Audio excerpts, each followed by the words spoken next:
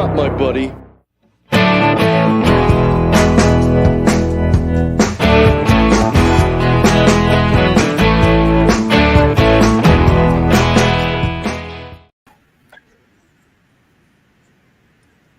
Oh, for Pete's sake.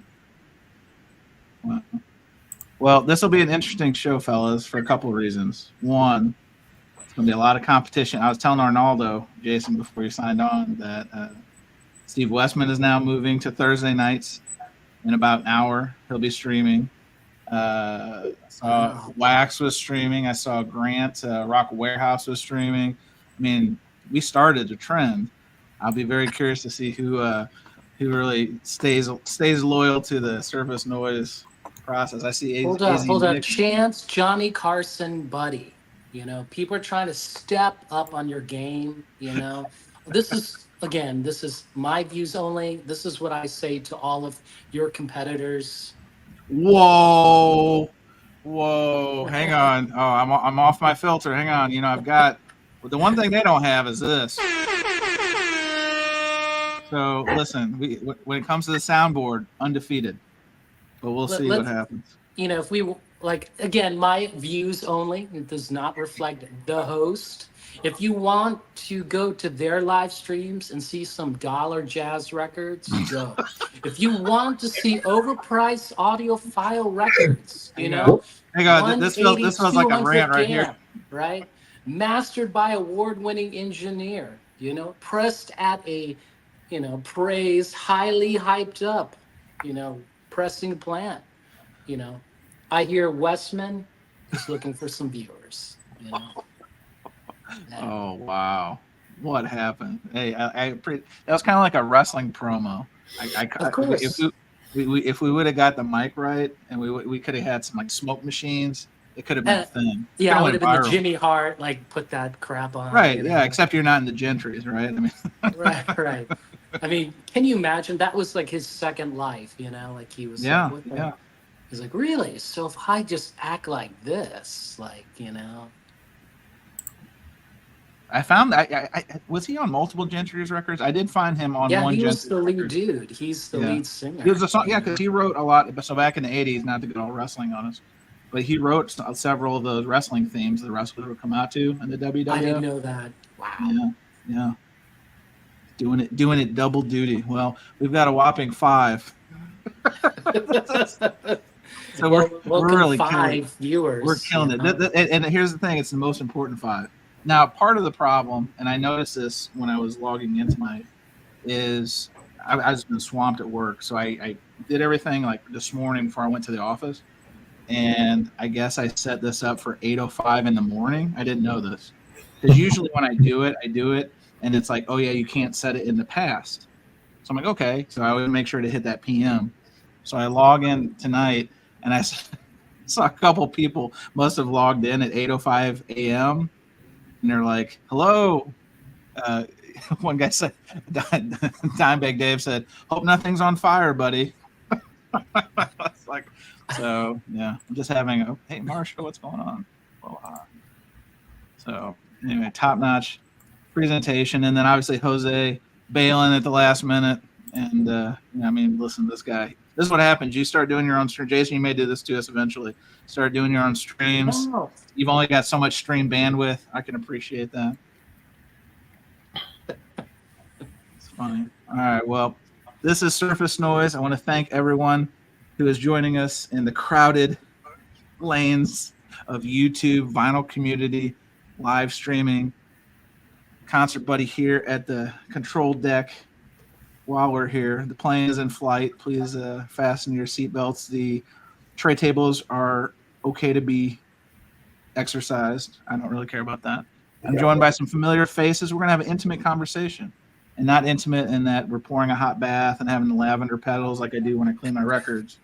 But just a little bit more of a focused conversation. I'm joined by a man from the Empire State, the one, the only Arnaldo. The channel, if you don't know, on YouTube is Fidelios_frequency. Arnaldo, what's a good word, sir? I don't know. Just make sure that when you watch my videos, you are before viewer number 700. Otherwise, you're gonna miss out. This is an inside joke. So you're saying it's a limited edition? Yes, is it only 7. YouTube only allows 700. Yeah, it's like the velvet rope. If you don't get in before 700, I mean, you're missing out on all the action. And then now it looks like our other panelist tonight looks like somebody's added another row of records to the display behind him, doing some decorating in the homestead. That is Jason Rojas. Jason, how are you?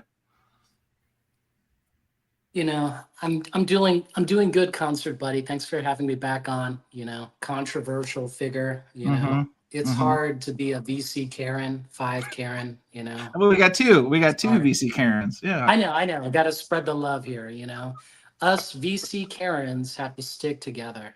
You know, this is true. The more it's kind of like a flock of birds. You know, we're flying in unison, and we're stronger together than we are apart. So. That's all we can do. All right, let's see.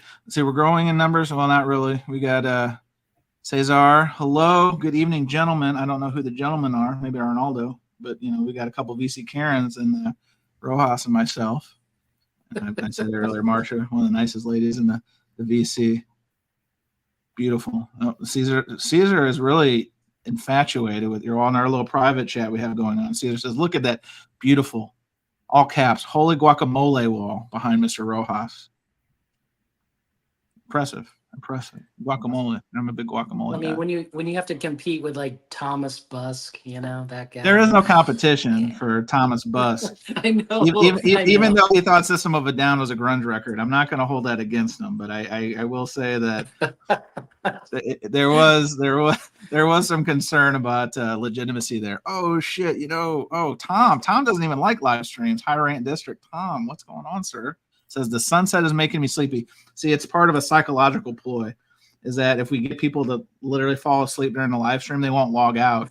So it helps the views, it helps the hours. So it's all part of the hypnosis. You're gonna see a spinning wheel in here in a second to really put you out, Tom. But I'm glad you joined us, Tom. All right, let's. So since we have a more intimate group, we may have a smaller show. I'll be curious how the Steve Westman Thursday show looks anyway. So maybe. Well, what time does Steve start? He's starting at 9 Central, so 7 Pacific. So we'd be about halfway done with what 10, we usually do. Right? 10 your time. Okay. Yep. 10 Eastern. Yep. And Mr. Wax is starting. Nobody wants to watch that. I mean, you're just going to be, you know, forced to, you know, buy audiophile records. Like, do you want me to release? It seems like the more you're talking about your competition here, you want me to release that video that I held back. Vinyl community parody video. Like, you're saying, like, no, Jason, as you've seen the Kraken. No, I don't know if we should do that, because as Jason has seen and Arnaldo has seen it too, I've made some videos that never saw the air of day, but some of my best work. So maybe crushing it. He's got 121 people watching, and no one's there. Like, he's not showing anything. Oh no, it's Jazz Bomb Mike and Jim, Record Collector's on. Oh, you're talking about Waxed? Yeah. Yes. Yeah. I mean, listen, you want to talk about jazz records, this is not the spot. I'm just going to be honest with you. So I'm sorry. If you want to hear about the Pablos and you want to hear about the latest and greatest and twofers, not your guy. No disrespect, but I'm not that guy. But you want to hear about conspiracy theories, maybe we'll just open it up, because we got some good ones potentially. Now, Tom, this could be considered a hot take. It says, if you look closely, every Westman episode is the same episode. It's an interesting take, but he mixes it up. Oh, now hang on. Michael Tedder. Oh, hang on a second. Badge of Vinyl. How do you think we pronounce this? I've seen this viewer pop up in some other places. It's Vaginal. How do you think, Arnaldo? Vaginal. It's directed at me. The comment is directed at me, you know, because, like, let's face it, you know, I'm not, you know, this is for Vaginal or William the Flipper. If this is your troll account, you know, welcome, William that's the who. Flipper. Oh, that's who it is. Oh, you know, welcome, William. You know, you should know that Wax and I don't get along, man. Like, you know, and I'll be honest, like, I was uncomfortable on Jose's live stream, you know. Oh, you and were? a work emergency did come up, you know, where I had to stop, and I was like, well, do I stay here? Do I, you know what? Should I stay or should I go? Sure. I'm Sure. out of here. You know. Sure. So Michael Tedder, who's local to my area, good guy, he's asking the question everyone's asking: going to be any trolling Collecto tonight? So as a follow-up, so the answer is no. Well, probably no. The answer is steeped in post our last live stream. Uh-oh. Oh yeah, you probably haven't heard this. So No. I had a nice back and forth with Chad from Collecto because I did take out the our little fun. Some of us, not everyone was participating. Let's just be honest. And that's fine. But we had a little fun over at Collecto, and didn't affect any of the proceedings. But yeah, we had a nice little exchange with Chad back and forth, and he welcomed us all back. He unblocked Jose and several others because Jose was legitimately inquiring about that Karen Dalton record. I felt bad. Jose was he just kept throwing numbers in because he just wanted to get somebody to give him what was going on. So, now hang on. Now, see, I don't even know. Is Jason? You're closer to the situation than I am. Is Willie Strange name the same guy? I can't even keep up anymore at this point. Like this is it's exhausting to me. After I forget where I saw it, the 17 different accounts. I was just like, wow. I mean, there was a time in my life I had a good recall, but once you get up double digits past 15, I can't do it anymore. Well, I think the thing is with the trolls and stuff, and I was trying to explain this to Beetle Babe because she's going huge, Sure. DC drama, Yes, I've noticed with Mr. Mayo and all this, and I was very confused about it myself, and I was trying to put on my VC detective goggles, like what's going on here? I don't get it. Who do you have beef? Are you not getting along with Martin, or Invisible Ray, whatever, I couldn't, and actually like a 40 comments on one of the recent Davey Strange Name videos caught me up. 40 comments? It caught me up with all of it. I mean, is this like 40 Facebook? comments? 40. It's like Facebook. Like who? Wow. Yeah, that's a lot. I know. It was Kevin? like Martin and Davey Strange Name, just like back and forth. Like it was amazing. Like Pong. Yeah, so I'm glad to see Kevin, me, myself, and I felt like, what? Like I was reading it. Who has time for that?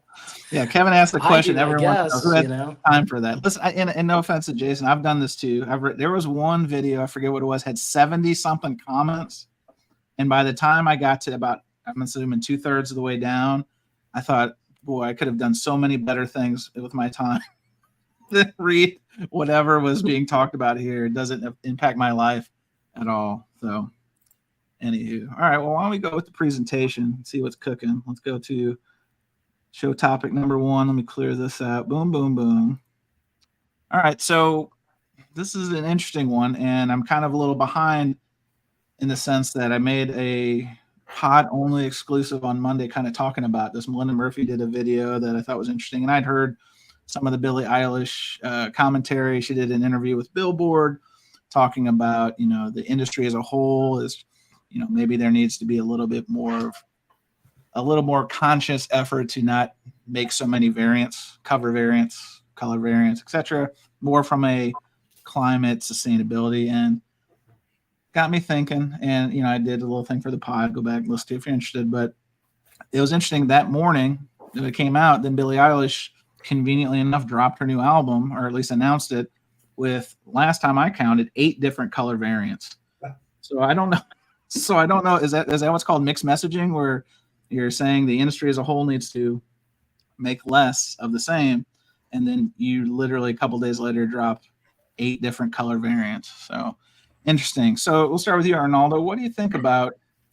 And I know you said, well, I know you, like I, have subscribed to Vinyl Me Please, who is probably the variant master. What do you think about, at this point in the collecting game, variants? And like I use the example, the Chili Peppers had like 16 different variants of one album and 14 of another. I mean, it's not like Pokemon. Nobody is buying every single one. Maybe they are. I don't know. I mean, where do you land on the color variant carousel at this point in your collecting journey? Well, there could never be too many Lana Del Rey variants.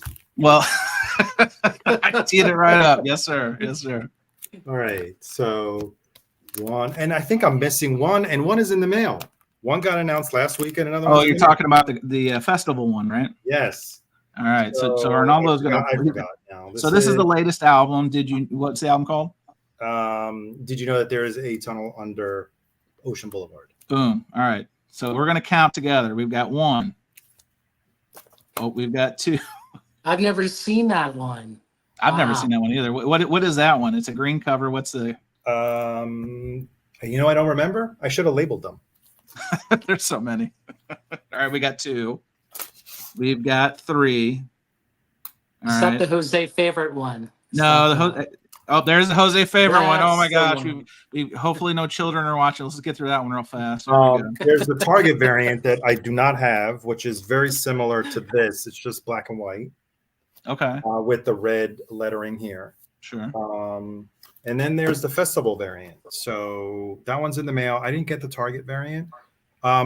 Mostly, it's not just the color, at least here, because she has different covers.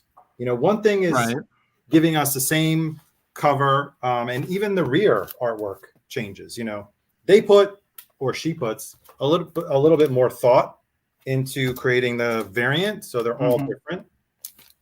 Even the rear covers. Sure. Yes, this is, I think this and another artist are the only ones that I really allow color variants for. But yes, it's getting out of control. But we can say one thing is that last year, or was it 2022? Was it 2022 that Midnights came out? Yes. All those six different color variants. I think it was five. And cover 5 or 6, yeah. That kind of made the vinyl sales for the year. It's ridiculous. It's wholehandedly, gave a huge jump in Q4, I think it was. Sure. Vinyl sales, because you had her fans that don't own record players were buying all 6 covers. And then you have flippers trying to buy all 6. Well, that's an interesting idea, because at one time people were chasing it. Hang on. Arnaldo's showing some more. Let's go back to Arnaldo. Honeymoon? More Lana Del Rey. Honeymoon also had a few variants. I only have one version, which is the most sought after one, the Urban Outfitters. At the time, I paid more than cover price. I think it retailed for like $40. I may have paid $80, but now it's worth close to $400. So, but this is my favorite Lana Del Rey album, and I wanted to have this cover, and I came across at a good price at the time, and that was at least 6 years ago. So, I'm not going to sell this probably when I retire or when I sell my collection. This is your 401k? Is that what you're saying? Not really. Records are a very bad investment, especially the DSD ones. I'm glad Patrick got the joke. Again, no one asks. Everyone knows who won the All Valley Karate Championship in '83. Johnny Lawrence. Everyone knows who won in '84. Daniel LaRusso. You don't know who won in '85, but somebody won in '86. So, wasn't Daniel LaRusso, because he was over in Okinawa fighting Sato and Chosen. So, I appreciate PB Thal coming in and getting it. All right, so Jason, where do you land on the variant nonsense that's going on? I mean, I'm all for having something different and offering options. Oh, hang on, we got to make you big. Now, what are you showing us right here? Because that is okay. This is Olivia Rodrigo, and these are her variants. Let's just have a deep thought on this. Okay. All right. Is it always the same cover? I believe so, except for the colored variants, right? Friends don't let friends buy that many of the same record. I'm just being honest. this channel that I follow recently, she loves buying variants, you know, and I'm not trying to cause beef on her at all. Like, you know, you do you, you know? Sure. Yeah. Spend your money how you want. But I mean, this was like a total of, oh my gosh, probably like 18 variants. like, I don't know. Like, is she gonna play them all? No, probably not, man. But it is pretty amazing. Like, I give her that. Like, that's dedication. That's a true fan, you know? Well, I'm There's sure there's no harm in any of that. No harm. Oh yeah, I'm sure there are plenty of people that bought all 40 cover and color variants of the Rolling Stones record. I think they topped everyone. I think only the teams were 40, right? Plus there were additional other variants. So now Tom makes a good point. And I can see this when he says, I can see one black version and one color version that aligns with the cover artwork. That's enough. I mean, I'll even give you maybe a cover variant, maybe 4. I mean, I don't know if there's a magic number that makes the most logical sense. Again, you do you. Do you want to buy the 11 different folklore covers? I mean, that was. I didn't know it was 11, really. Well, no, I did listen. Every once in a while, I do my homework on this stuff, and when I did the pod on Monday, I did a little homework. But she's been going down, so it was 11 for folklore. I think it was like 8 or 9 for Evermore, and then Midnight's, like Arnaldo mentioned, had the core 4, which came with the autograph inserts. Then she did a Target, and then there was another one, so call it 6. Then her new album coming out, this week, next week, something like that. The Poets, something or other. Right. At the time I recorded the pod on Monday, there was only 2. I couldn't believe it. And then, of course, it's like she's dropping new ones almost every day. Right. Well, and that's and it's you do you hear the cat? Do you read the catch? Available only for 48 hours. So you have to rush to order it. It's this is new marketing of vinyl. I mean, but see here I'm gonna come back on that one because I bit into that one. Remember, so she's also been concurrently reissuing her back catalog, re-recording, adding some bonuses. Now that's a licensing thing, and that's with Scooter Braun and her previous record label deal and all that stuff. I understand what's kind of happening there, but with the 1989 reissued, multiple colors, different covers, they did the same thing. They got me on a couple of them. I'm like, I'm owning it.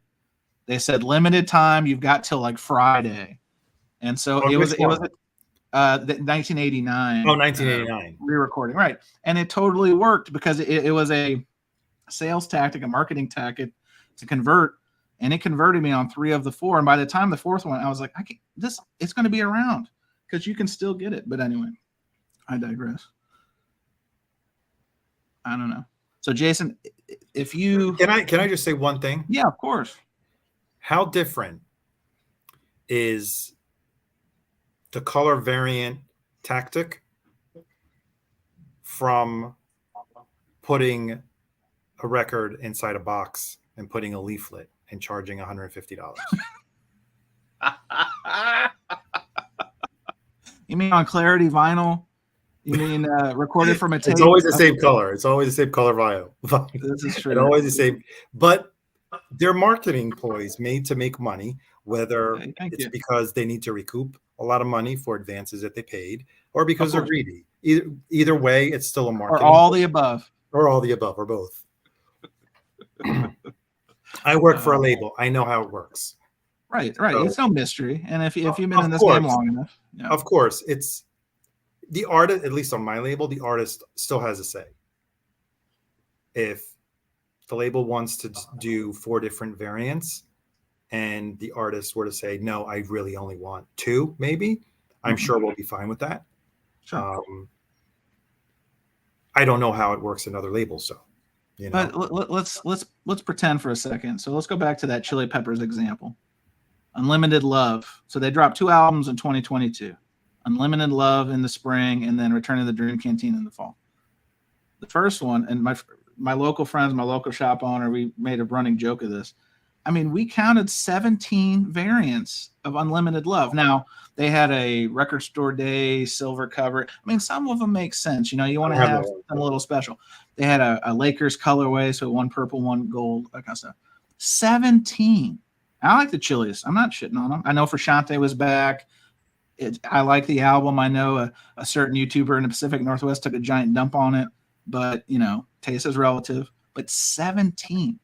So to your point, Arnaldo, somebody's in a decision-making position, and they're like, you know what? We've got all these kind of mock-ups for art. We can do all this. I mean, who said it's like the shopping cart thing? They just put their arm and just took all the canned goods and knocked them. They're like, yeah, we'll just take them all. 17. I mean, it's almost like 17 different YouTube accounts. See, I couldn't help myself on that one. So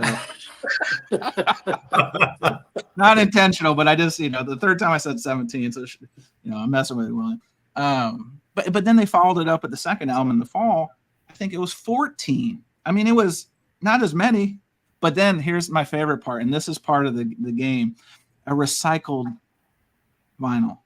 And that's what Billie Eilish was kind of imploring, at least someone that I read in the Billboard article, is let's have more recycled vinyl, which to me, in my experience, recycled vinyl sounds like, I mean, it depends on the mastering to an extent too, but just from a material reuse perspective, it rarely sounds as good as quote unquote virgin vinyl. I mean, anything. I mean, any kind of. Now that you in on a little secret. Oh, yes. There's more recycled vinyl that you're buying than you know. Oh my gosh, you've just ruined Easter. No, Arnaldo. No. So hang on all a second. the dollar jazz that one person is buying all be recycled. This sounds vinyl? like a conspiracy theory. Do you know? So you know how records are cut, right? Yes. They're usually bigger than 12 inches, and that gets cut around. Trims. Yeah, that's our fallout. Yeah, scrap. They grab that stuff and they put it in the bin, and it's going to be reused. I know this from somebody who used to work at a plant, and he says, "Oh yeah, we used to do that all the time." Well, so now you've ruined my life, Arnaldo. Because I mean, it makes sense. I mean, well, here's a, you know, like when they make, and I knew this when I worked at Nike. So a lot of the rubber that they have overrun in the soles and stuff, and they have a whole green initiative reuse where they're literally using a lot of that fallout scrap and just putting it in and then speckling it. They even do it in some of their weightlifting plates now. But so oh my gosh, it happens across all industries. I had a friend who worked at the a very well-known manufacturer of jeans, and Bugle Boy. She worked at the company that made the denim. Yeah, sure. And remember in the late 90s when the tore up jeans and the ones that had some kind of blemish or something, Levi's, I'm going to disclose this. It was intentional tattering, right? Like they were like, oh, we're wasting too many jeans. We're getting too much of this denim that is not perfect. Let's create the brand, the one of a kind. Remember when they came out with that one of a kind? Sure. And those were imperfect jeans that they were just trying to reutilize somehow and making them seem like they're exclusive. They're unique pieces. Interesting. Well, new friend Vaginal, I guess this is directed at Billie Eilish. Vaginal says she should take her music off streaming. That's horrible for the environment. So, Billie, I know you're a big fan of the every other Thursday night Surface Noise live stream. So I hope you take this into consideration with the 8 variants that you announced on Monday. Let's save the planet together. Let's make this a better place for you and me. I was just happy. I mean, Arnaldo, did you see this? We are joined by a legend. I saw. I mean, for Pete's sake, this made my day. Love Rev. Rev's my guy. Legend. All right. Well, I think we can all agree. Probably don't need as many variants. But before we close this topic, if and when you partake in the variant game, I mean, is it like you have all those Lana Del Rey's, Arnaldo. It's just you enjoy the artist, and like you said, there is a little bit of uniqueness to covers, to the back artwork, that sort of thing. Is that usually what's a convert like that'll? It's kind of all those things put together, and you're like, yeah, I'll get another one of those. Yeah, and I think that's it. It comes down only to the artist that I truly love, and there has to be a uniqueness to it. Otherwise, if there's more than one variant, I shop around for the one, usually on Discogs, reading feedback on which color variant sounds best, and go for that one. But what if you're waiting to hear which one sounds best and it sells out and you can't get it? Then do you go aftermarket? I mean, is it that important? No, I'm not that crazy. Okay. I'm not that crazy.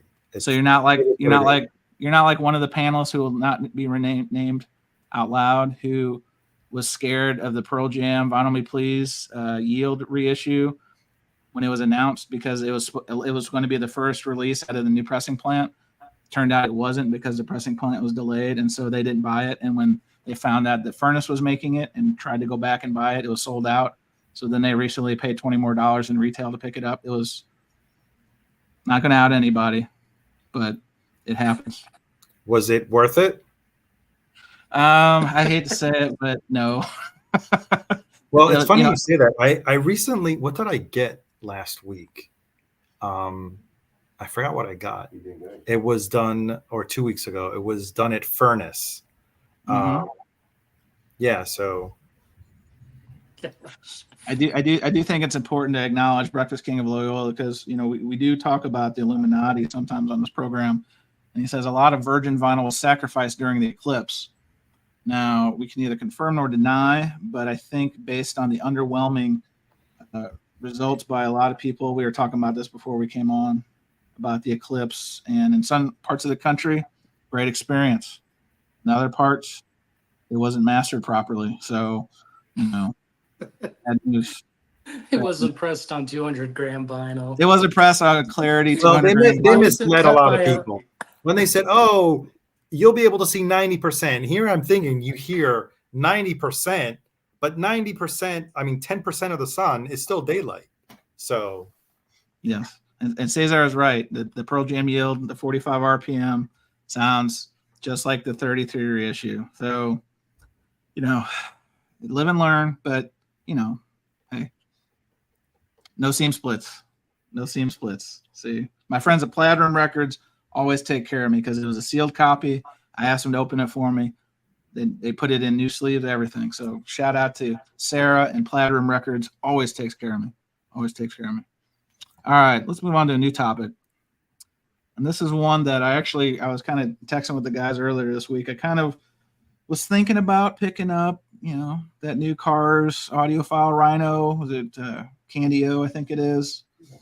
Maybe flirting with the Grateful Dead American Beauty. And I saw on their website that they were having a sale. Now, I don't know if this was because of the eclipse, because the sale was still going on. No, I think it's Jazz Appreciation Month. Oh, so that's, do you think that's the reason, or is it because they have too many copies of the jazz titles? This is why I ask, Arnaldo, because is the Rhino Audiophile Series a success? Possibly, maybe, yeah. Maybe that's possibly. Come on. Well, safe answer. The only one that sold out was the Cars one, right? The first one, right? Yeah, I believe so. And I think, the bundle with the Doobie Brothers, I think that one sold out. Oh, Marquee Moon sold out. So all the rock records are selling out. Okay. So do you think, let's take it another step further. Let's hit the conspiracy theory. Oh, that's a different one. Are they picking the right titles, or is maybe the jazz renaissance slowing down? I think all the above. I think it is, because now you go to Craft, and I just noticed it today.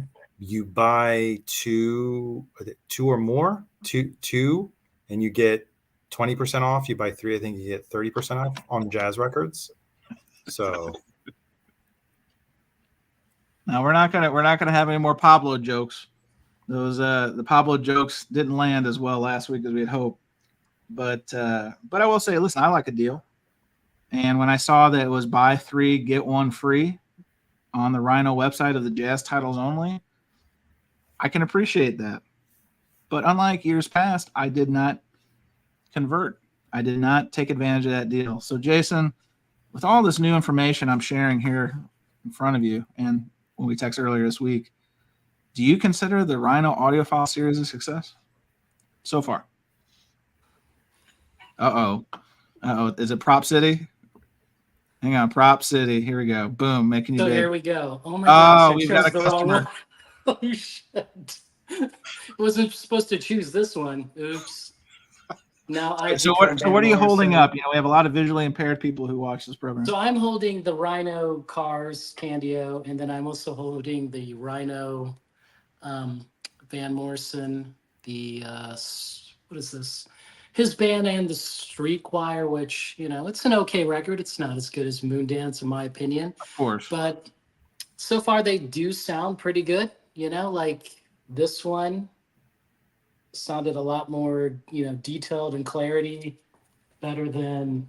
Look, I'm pulling it from the wall now. Jeez. Wow, this is now like I've hit Jose level, you know. Yeah. So I mean, this is the OG, you know. Sure. What, 1979, I think, right? The Rhino actually beats the OG. I was kind of shocked. Holy hang on. Hang on a second. I can't believe that. We gotta give props where it's due. You know, by the way, Kevin Baseman Grace texted me. He's saying the check is in the mail. Wow. Check is in the mail. Okay. You've got mail. All right. Excellent. So I'm doing a good job, you know. That's right. Hey, next thing you'll know, you'll be on the Rhino gravy train, and they'll be sending you the free ones. I know. Then I'll have to make a parody video on myself. Oh, that would be a VC first. Has anyone made a parody video parodying themselves? No, right? William, if you're still there, I got an idea for your next show. You're welcome. So I enjoyed this, but then this one, no, I thought like what it didn't sound any different from the original. And I was like, this is in the to trade to sell pile. Like it just wasn't. R.I.P. Van Morrison, that beautiful haircut. You know. So I mean, this came out early, right? I think this was the second round, I think. Yeah, that was a second round. That was an early one. Yeah.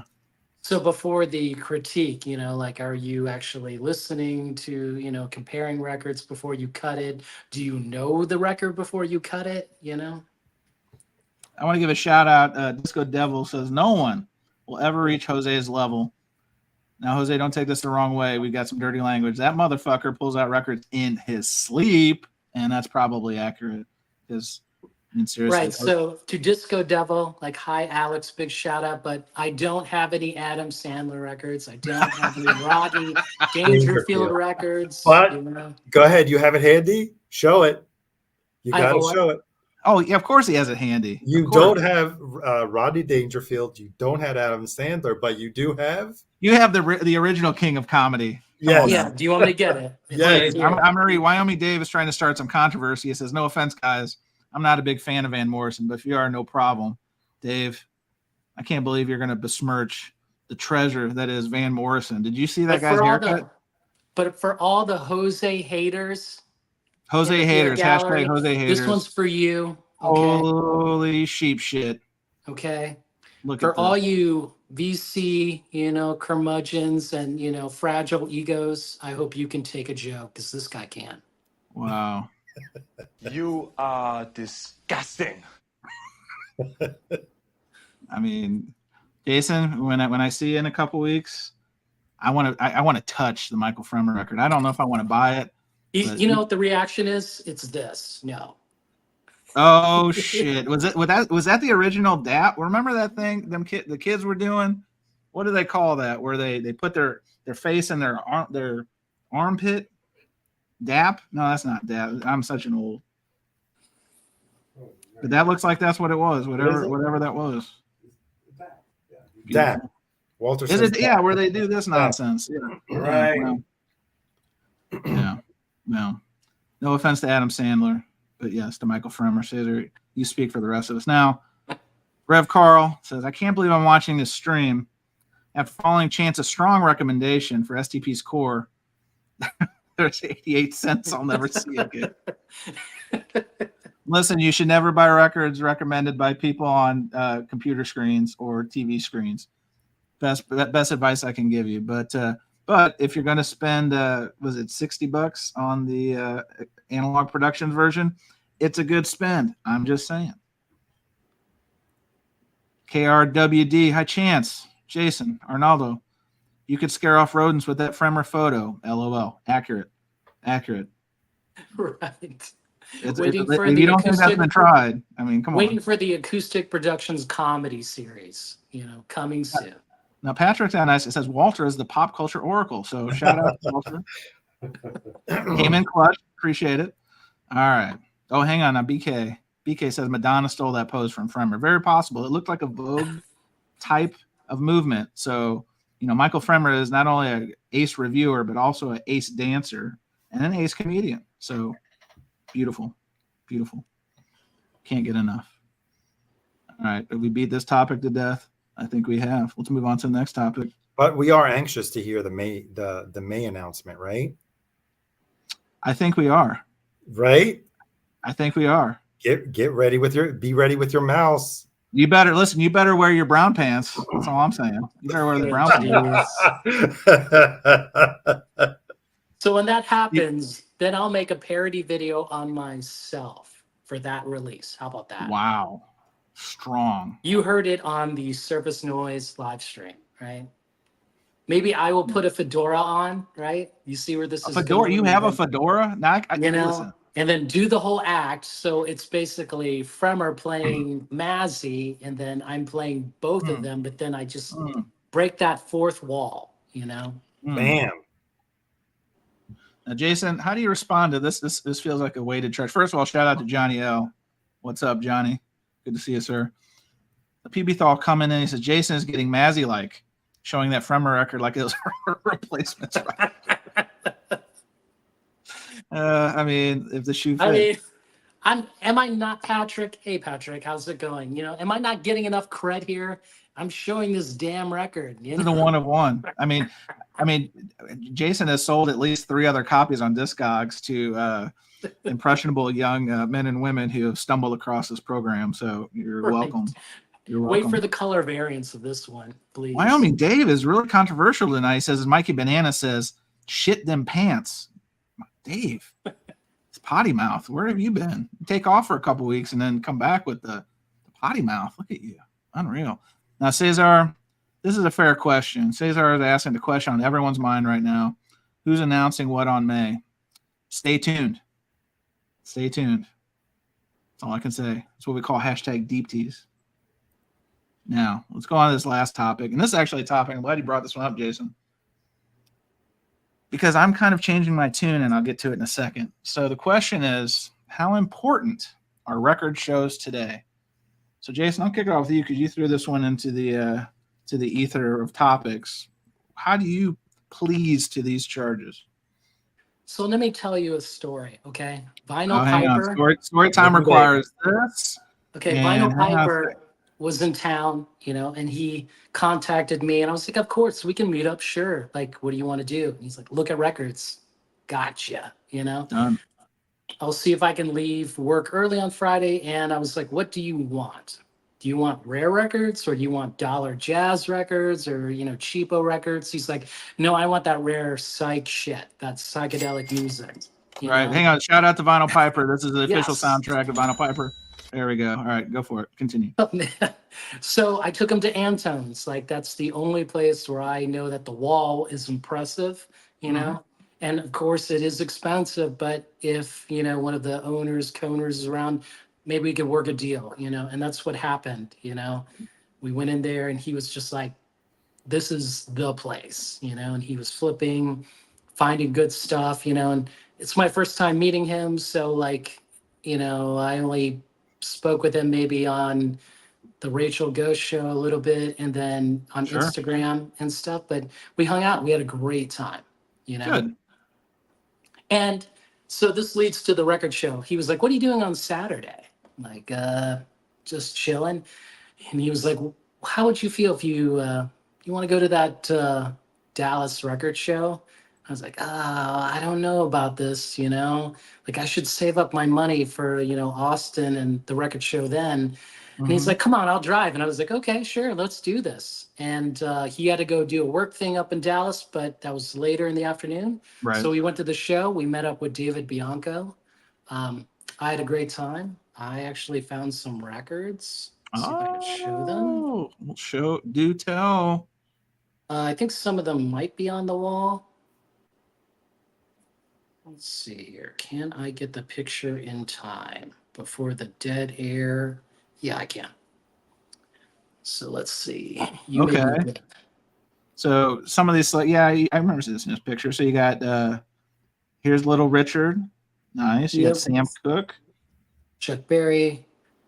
Two Prince. copies of Antonio Carlos Jobim. That Jimmy Smith, Eddie Floyd, and that terrible, terrible Crosby, Stills, Nash record. With the hot dogs? Yeah, I had to buy it. It was just so bad. I was like, how much is this? It's like $2. Yeah, it's mine. Give it up. No So, mercy. I mean, all these were like usually, I think I didn't pay. Yeah, these were all under $5. I had a good time digging through records. So he was right, you know? Hey, So shout out to Chris. Shout out to Vinyl Piper for dragging me out, you know? Well done. Well done. I hope you still have money for Austin. That'd be sad if Right. you come down and now actually this raises a side question before we get Arnaldo's take on this. Bartering with record stores. I forgot where I saw it, but I don't know if Alex Beer and Vinyl's still here, but he saw me do this recently when I was in Jason's old stomping grounds at Columbus, and I was at RPM, Record Per Minute. They had a record on the wall. I knew what I wanted to pay, and so I went up there and I asked, can you do better? And then he knocked $5 off. Cool. It's $5. It wasn't a big victory, but hey, it helped me on sales tax.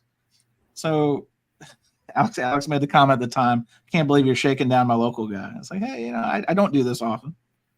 But then I heard somebody bring it up somewhere else, I think on another program, and like, man, people who do that are assholes. And I was like, well, I can't disagree with it, but I don't do it often. So Jason, where do you land on this? Because you kind of mentioned that Vinyl Piper was negotiating at Anton's. That's how you keep the relationship going. Whatever people criticize, they criticize because they didn't make the deal. Sorry for you, Hate to be all cruel on that, but you either going to make the deal or you're not, come on. This is the rules of the engagement, All they can do is say no. That's right. Yeah. I've done it all Or the give time. you a snarky comment and say, so you basically want these records for free. Oh my God. The $2 record. So you basically want this record for free. But that's where you are. That was tough that day. Come on, that was tough. So Arnaldo, just a little background on that story, if you don't mind sharing. I know you've told me privately, and Jason was there. I think he was there. It was a record that I gave to Jason. He picked it out from outside. I'm like, I'll get it for you. And then when I go, it's like, I basically said the price of the record that I was just paying for, the one that was on the wall, right? Which was an achieved record. And the comeback was, which was $2 less than the total for context. And basically he's like, oh, you basically want me to give this to you for free. You could have easily said, no, I'm sorry, I can't. That's it. Right. But the snarky comment is what pissed me off and got me irate. Yeah, exactly. Stephanie Tanner is spot on. I mean, that's funny. And right. in context, yes, $2 was if my math is correct, 5%, right? Yes, less than 5, like 4%. It was a 4% discount. Carry the 2. Yeah, I think right on that. Funny. All right, so Arnaldo, before we get Arnaldo's take on the record show scene, KRWD says, Chance, the person that said that probably does not understand that the price on the record is what the seller hopes to get. And if it was not negotiable, he would have said no. That's fair. That's fair. Now, it's not like I'm going to these shops and it's a brand new release and they've got it for $39.99. And I'm like, Chris Rock, how much for just one of them records? I know, right? I'll give you $7 if you let me look at it. You know what I mean?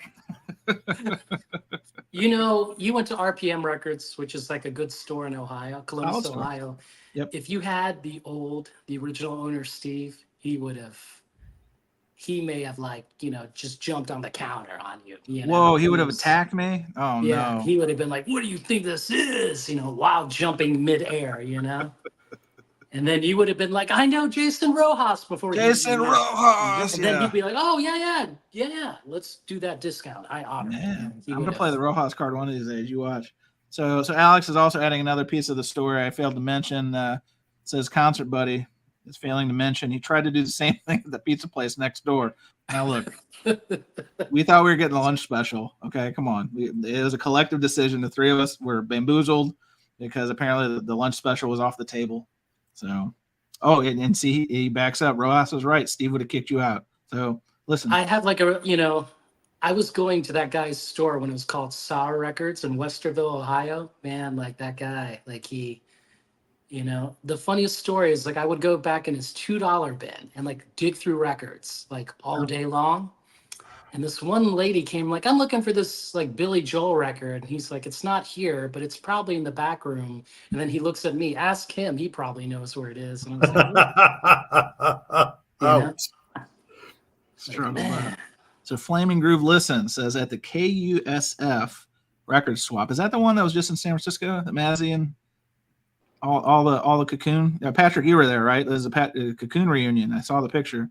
Was that the record show, the KUSF? Did you say the Cocoon reunion? Yeah, Cocoon 3. Like Wilford Brimley couldn't be there and Donnie Nietzsche couldn't be there, but Mazzy was there. Patrick was there. I like Jefferson and George was really leaning into the Gilligan hat. I was like, God damn, George, you're the best. Anyway, he says at the KUSF record swap, everybody I asked gave me a significant senior discount. Now, this is the move. This is the move. I'm not there yet, but you bet your bottom dollar I'll be playing that AARP card. I'll slap that on the table and say, look, fellas, can I get that Rodriguez cold fact for $4? That's funny. Oh, hey, Art is here, North Carolina vinyl picker. He said, I went to a record store in Johnson City, Tennessee last weekend and asked everyone for a discount. Did great and bought more. See, look at that. Exchanging goods and services. Johnny L says, Chance, I went to our local record store today. I saw a Velvet Underground record. The guy wanted $500 Canadian funds.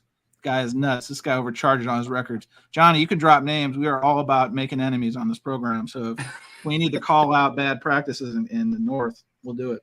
Well, Johnny L's in New Jersey, right? So I'm curious. No, Johnny, he's one of our finest Canadian vinyl community members. No, he's not in New Jersey? No, Johnny L? No. Why did I think Johnny L's in New Jersey? Johnny L used to sell cigarettes with Dino Bravo. Like he's Canadian mafia. He's a made guy. Okay, I thought he was in New Jersey. So Arnaldo, your take on the record show situation before I share my terrible story or terrible take, because I mean, how many record shows? I mean, I know the WFMU record fair. We've talked about that. I'll probably be coming to that one this fall. But what's the record show scene today for you, and is it important to your collecting process? To a certain extent. Now, I've been to the one that they have in Long Island, not far from here, a few times. So I kind of know the dealers. I know where to go when I'm looking for something. So I guess if you're a regular and you know the dealers, it gets better every time. The first time I went, I was so overwhelmed. I spent like 4 hours there and I was stressed out. And here's my take. So a lot of these dealers don't have shops. They have no overhead. Right. Yep. They're advertising or they price their records at a certain price. I always think, and I don't bargain with everybody. Only if I'm buying one record, I'm not going to bargain with anyone. Yeah. Anything 2, maybe 3 and above, if I purchase something at your stall, I'll ask, what price can you do on this? Sometimes they offer themselves, True.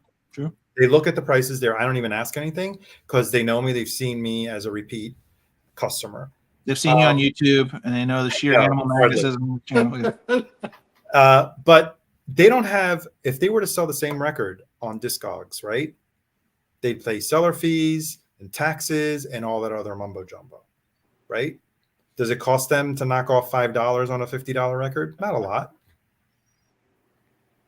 Plus, you see this. I've seen the same records at different dealer tables at different prices, varying from, and all pretty much in the same condition. Actually, sometimes the worst condition was the one that cost the most, ranging from $15 to like $40.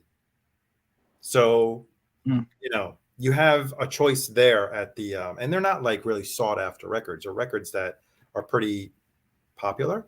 Sure. So I think, there's this one guy, I don't even go to his stall anymore. I see what he has on the wall. He's the guy that I had, this is the best Yesterday and Today cover album that I have ever seen, the Butcher cover. Mm-hmm. The album was pristine. Was it like First State? Like still had the original cover on it? Yes. And, no, not First State, Second State. The one with Second State, sorry, yeah, where they covered it up. Yes. The paste over. And I think he wanted $2,500. I'm like, it looks beautiful. I just wanted to see it and hold it in my hand. I know I can't afford this, but thank you for letting me look at it. But he's notorious for not taking off $1. And I think he just doesn't like me, I guess, because I overheard him as I was walking by his table. Some lady got him to do a discount. And I'm like, what the, it's like, he gives me the sorry. Oh man, this is all I do. And I totally respect that. Sure. Coming from Massachusetts or Connecticut, where he was coming from, this is all I do for a living. Like, okay, I got it. And I bought records for him without a discount. And then I grinned every time I was there flipping through and guys were trying to bargain. I was like, dude, you didn't even know what only one lady got a discount. So how do you feel about like if it's an expensive record, and everyone's expensive record varies, right? Do you just try to, at a record show, let's say it's an expensive record, you'd be like, hey, can you do any better? Do you open that conversation up, or are you just like, okay, especially if it's fair market value according to Discogs, wherever, or will you at least shoot your shot like that? I will always, again, if it's a fair price compared to Discogs or what I know it goes for, I will still ask, because I go off the, you want to sell, if you have this listed on Discogs at the same price, you're not getting, say, $200. Right. You're getting less than that if you take home $170 after all the fees and taxes and all that other stuff. So if you knock off $10, I appreciate that, and you get a sale. Straight. So music in the house raises a very good comment. Sometimes they'll discount to get someone to come back. Right. Sometimes they'll discount for things they care less about. This is both true. Now, Art, no shame in your game. Every time I ask, I didn't used to. See, Art, that is you stepping into your fully formed self. Again, the worst I can do is tell you no. And right. Seriously. Or have a snarky remark. Or go fuck yourself. Well, they could go fuck yourself. Certain places. Yeah, or they could say, do you really know how much is worth? I've had, no one's told me to go fuck myself, fortunately, but there was one guy who was very insulted that I even tried to, I think that response was, do you know how much this is worth? And well, the price is on it, right? Right. I was like, well, I know how much you're trying to get for it. Right, exactly. But I'm trying to get something else for it. So clearly it doesn't sound like we're going to get there. So thank you for your time. Move on down the road. Yeah. I'll tell you an interesting story. So at the same record fair, I was flipping through and the guy had an RL, a Zeppelin RL. Sure. And it was actually very well priced. It was in I took out the vinyl. I looked at it. It looked okay. It looked like it was VG, and the cover was VG. And he had it priced at $250, which is a bargain. In that condition, I think it was a bargain. And at the time, I didn't have it. I was like, I'm not even going to bother, because what is he going to do? I know that record's worth either $450 maybe in that condition. He's never going to do. He already has it at a bargain price for $250. Fair, yeah. So I just, admired it, and I wasn't ready to pay that, and I just walked away. I come back to his table, or I was at another table right next to it. Yeah, I was at another table right next to it, and I hear another guy interested in the Zeppelin RL, and he was bargaining. He knocked off $100. The guy walked away with a copy for $150. $150. Actually, I have a comparable story. I have to get the name right. I'm gonna pull it up real quick. So it's always worth asking. You never know. Always. The worst they could say is no. I was very intimidated because I know it's a great price. He's going to laugh at me and he's going to give me the same line. Do you know how much this is worth? This is already a steal. Yeah, for sure. Jason knows this one. Arnold, I don't know if you know this one. So there's a record, it's similar off that story. Counting Crows, a lot of their early stuff was on vinyl. Allegedly, a lot of the masters lost in the Universal fire. I don't know if their first record was part of that, but I know I think August and everything after was. And then the record, This Desert Life, 1999. So that's the one that has This Potter's Lullaby hanging around, etc. This record has been like an 800 steady Eddie record for a long time. It's kind of slipped a little bit lately. So one of my local shows, a guy kind of posted in there and he's like, hey, I got this record. It was before the show. He just posted like on the Facebook group. He's like, would there be any dealers or anybody interested in this record? It's like, shit. Customer. Yeah, he's a customer. No, he was somebody who had the record. Oh, okay. And he's like, if I bring this, do you think I can sell it or trade it? And I was like, you bring it, and people already bring it. So I don't know if he came to that specific show, but then when the next one, same show, but different, 3 months later, he brought it. Didn't know this. I was at my friend's stall. He's got a shop and we were just kind of bullshitting. And I was bullshitting with a friend of mine there. And I look over and my friend who owns the shop in the stall was talking to this guy because I saw it, Hard Candy, or This Desert Life, sorry. And I was like, oh, that's the guy. So I just kind of listened to him talk. And so my buddy is like, well, the most I could do is like $375 because, I've got to make money on it, and it goes for this and blah, blah, blah. So the guy was like, I could tell the guy wanted more, right? And so I kind of let it play out. And so he took the record back. He's like, okay, I may walk around. And now I don't like admitting I spent this much on the record, but I did. So I said, look, I'll give you $50 more if I can have it right now. And the guy's like, sold. So, and that's let's see, the median value is $600. So again, $400 is still a lot. It was kind of a bust show for me anyway. So I was like, this was the vinyl god saying it was meant to be. Sounds great. I got it home, cleaned it. It was a great one. Oh, speaking of Big Game Hunter right here, Vinyl Piper. Hey, fellas, 30 minutes away from Coachella, hitting the record store first thing tomorrow. Lots of promos. So, Chris, is it true that you're just going to Coachella? You bought a Coachella pass. You're going to Alex's Coachella pop-up shop and then leaving? You're not even going to – you're just going to, like, throw the band up in the air for some, child to find in the hot dog wrappers outside? Like, tell us in the comments below. Is that really the move? Because I've heard this. I'd be very curious. But, well, to put a bow on this topic, and then we'll just do the freestyle. I think record shows are, and I've said this before, I think that's, for me, outside of the last one I was talked about, it wasn't that good, outside of buying that Counting Crows record. I look forward to them because, especially out of town, like when I'm coming to Austin in a couple of weeks, I enjoy it because there's things, especially when you travel to them, that are not usually readily available in your usual, rotation of locals and so forth.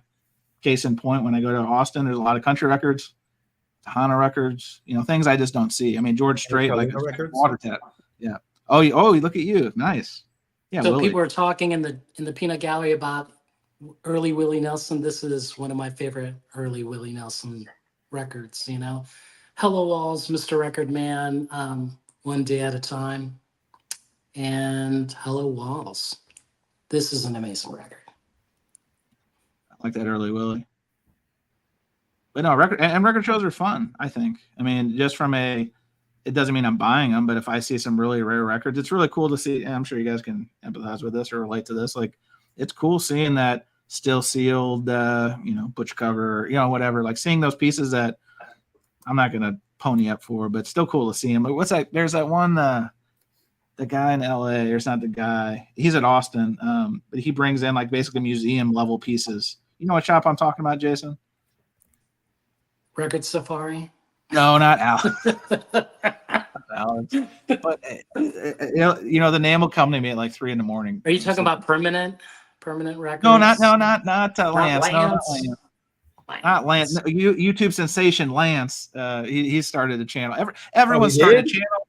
Oh yeah, he started the channel. He started the channel. Live streaming. He was live streaming with old Jonas Sublime Media. So it's a crowded battleway out there. I mean, I know Lance for a while. You know, he was going to record shows the same time I was like doing that. You know, and it was like funny to like see him. I think I saw him at Den Bosch or WFMU, and then some guys asking about records, and I like laughed. I'm like, don't ask me, ask this punk over here. And I was like, you know, pointing to Lance, you know. Now, was this bearded Lance or clean shaven Lance? Because there is a clean difference. shaven, you know. All right, yeah, he's a lot more believable. When he's got the beard, he looks like Jeremiah Johnson. And so I mean, I get him and, you know, Alex Records Safari, like they're going around, they're going to buy for their store, you know. Sure. I mean, let's face it, like if you own a record store, like in Los Angeles, you got competition, you know, you got to have that hot curated shit, you know. Of course. Oh, hang on. I got to, are they going to say what the store is? I'm going to try to look up that shop real quick because it's going to bug me. Because literally they have like museum quality there stuff. He is. There.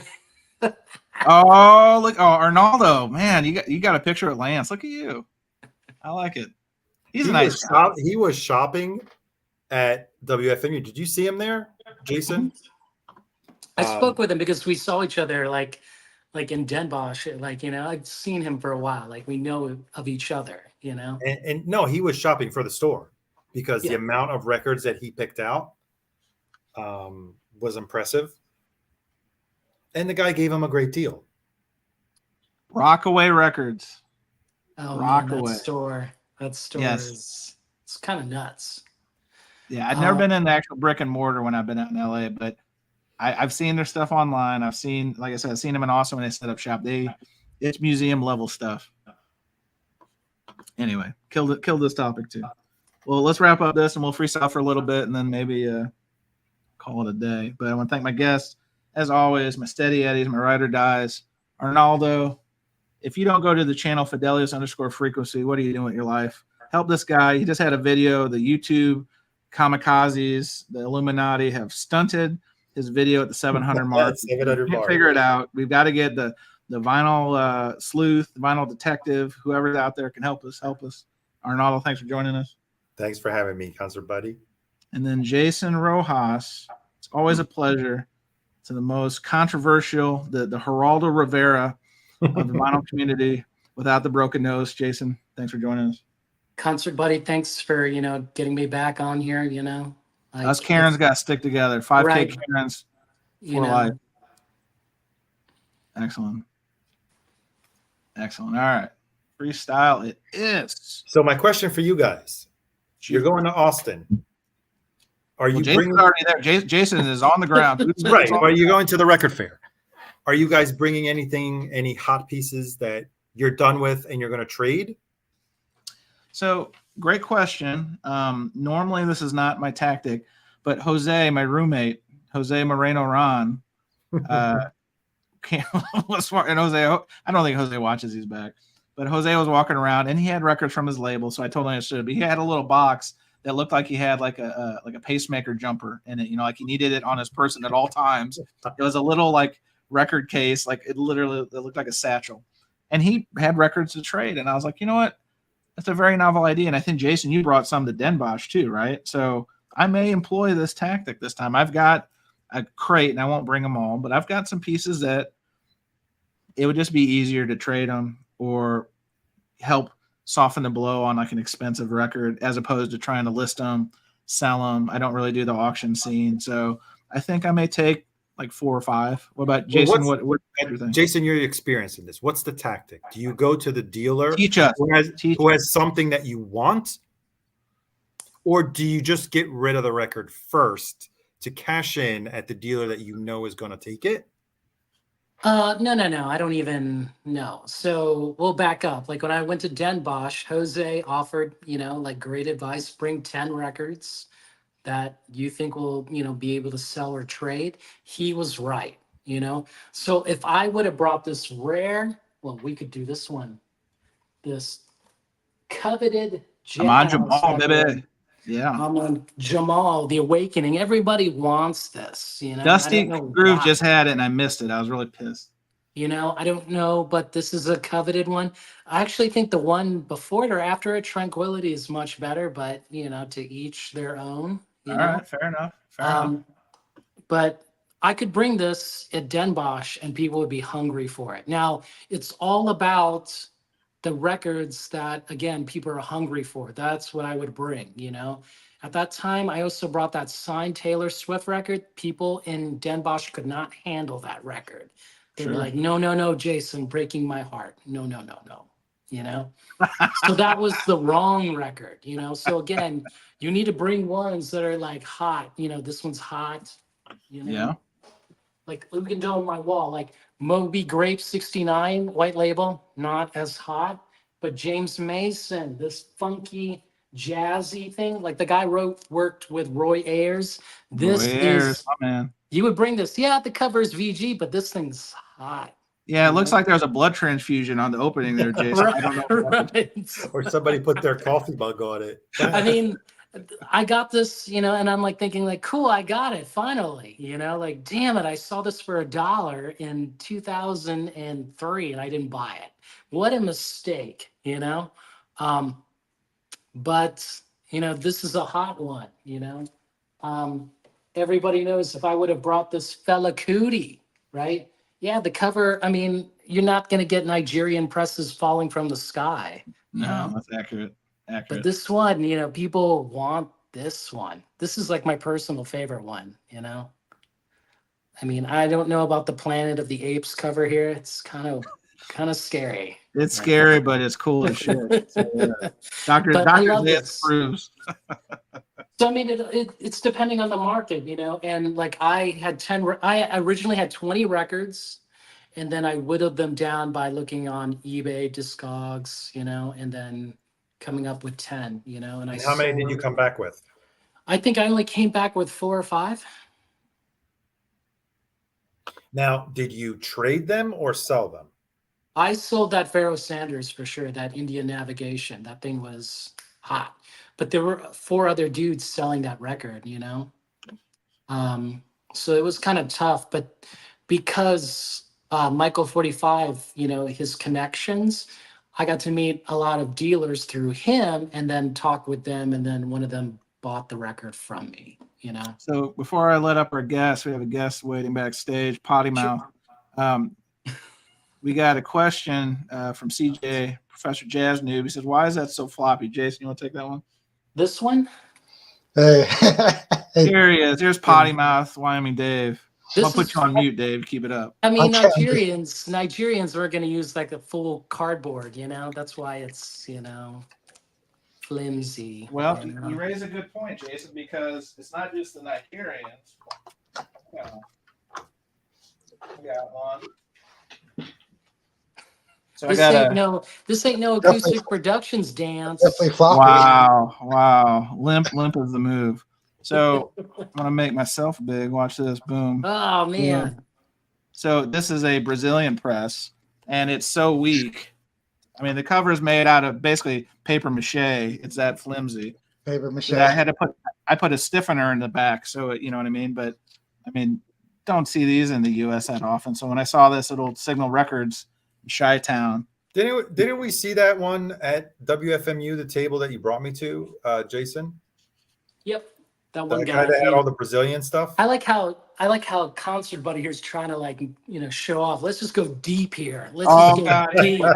Jason, I'm gonna lose a foreign record show off here. If it's Creed records, I'll beat you. But you know, let's go for the one that was like burned. Like we just can't find it no more. You know. Hang on, listen. If you're showing it, we're growing it. Let's make you big. What is this one you're showing, Jason? This is that Tim Maya Rationale, that religious funk record that he made. Damn, that's a deep one. Deep. You know, Felipe, where are you? You're the Tim Maya man. Come on now. You know, a friend of mine and Travis, you know, from Human Head. Shout out to Human Head Records. Like he was talking about this. He led me down this bad path of like finding this record. Like, no, what do you mean? And then my friend in Brazil is like, you don't know Tim Maya? You don't know Rationale Volume 1? It's like, oh no, too much. Damn. So I Alright. mean, funk record, they're talking about like, you in order to get that high mind, you have to talk to the guys in UFOs. Like this is that crazy record, All right, I'm gonna call it. Jason, you win this round.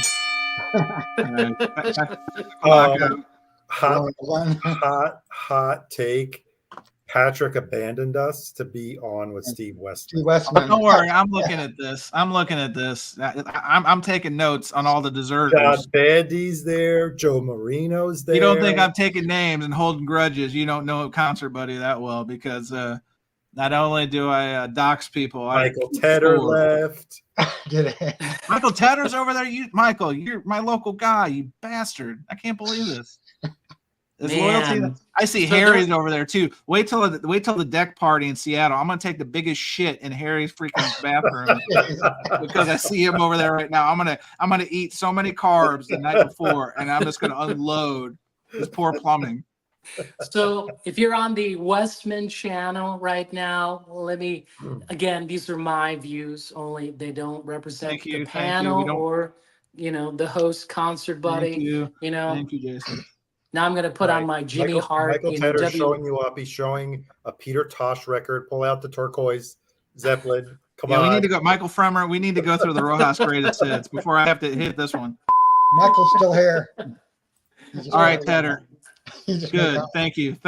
I was getting upset. If you had deserted us for. Oh, wait. I'm sorry. So nobody on the Westman channel has this record, Listen, Patrick doesn't have it.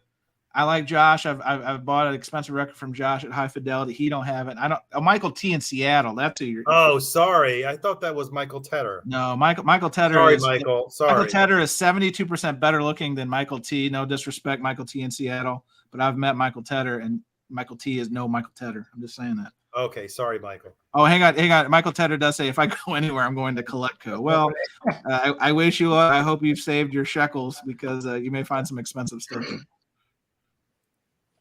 What a delight. So Wyoming Dave, you got the potty mouth today. What's going on here? Are you having a bad day? You dropping them in the comments. You're just leaving a bunch of I said that after you said you need some brown pants for something. I did. Now listen, I did. Uh-oh. Leland is double streaming. He just left a comment. Patrick, Concert Buddy has a bone to pick with you. So now this is how it starts. This is how VC Steel Cage WrestleMania goes.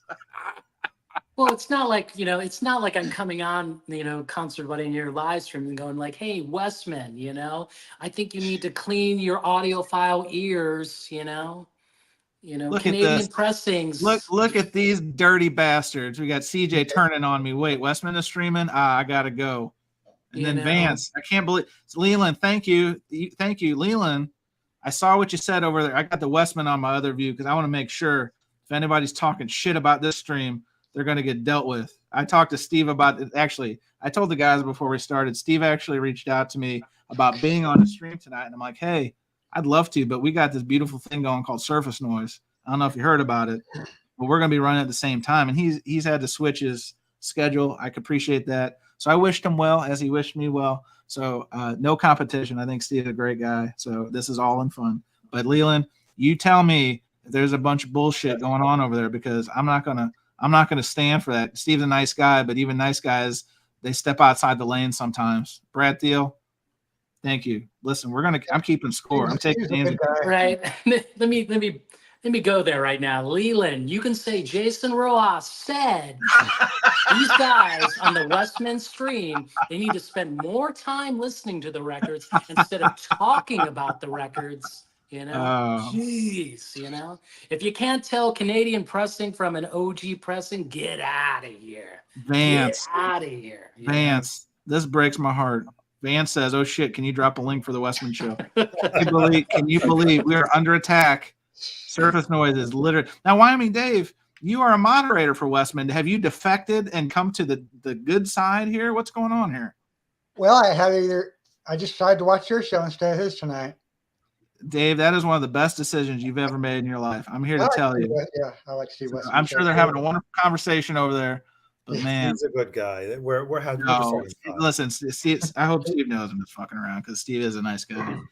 No, my comments only represent me. So Leland, if you're gonna put me up there, I'm a very notorious, infamous This vinyl is true. community celebrity. Yeah. Now Rev Carl says maybe that Fremer record scared him away. Could be. It's intimidating. It gives up so much sexual energy that literally mere mortals like myself, we just cower. We cower. I mean, look at that.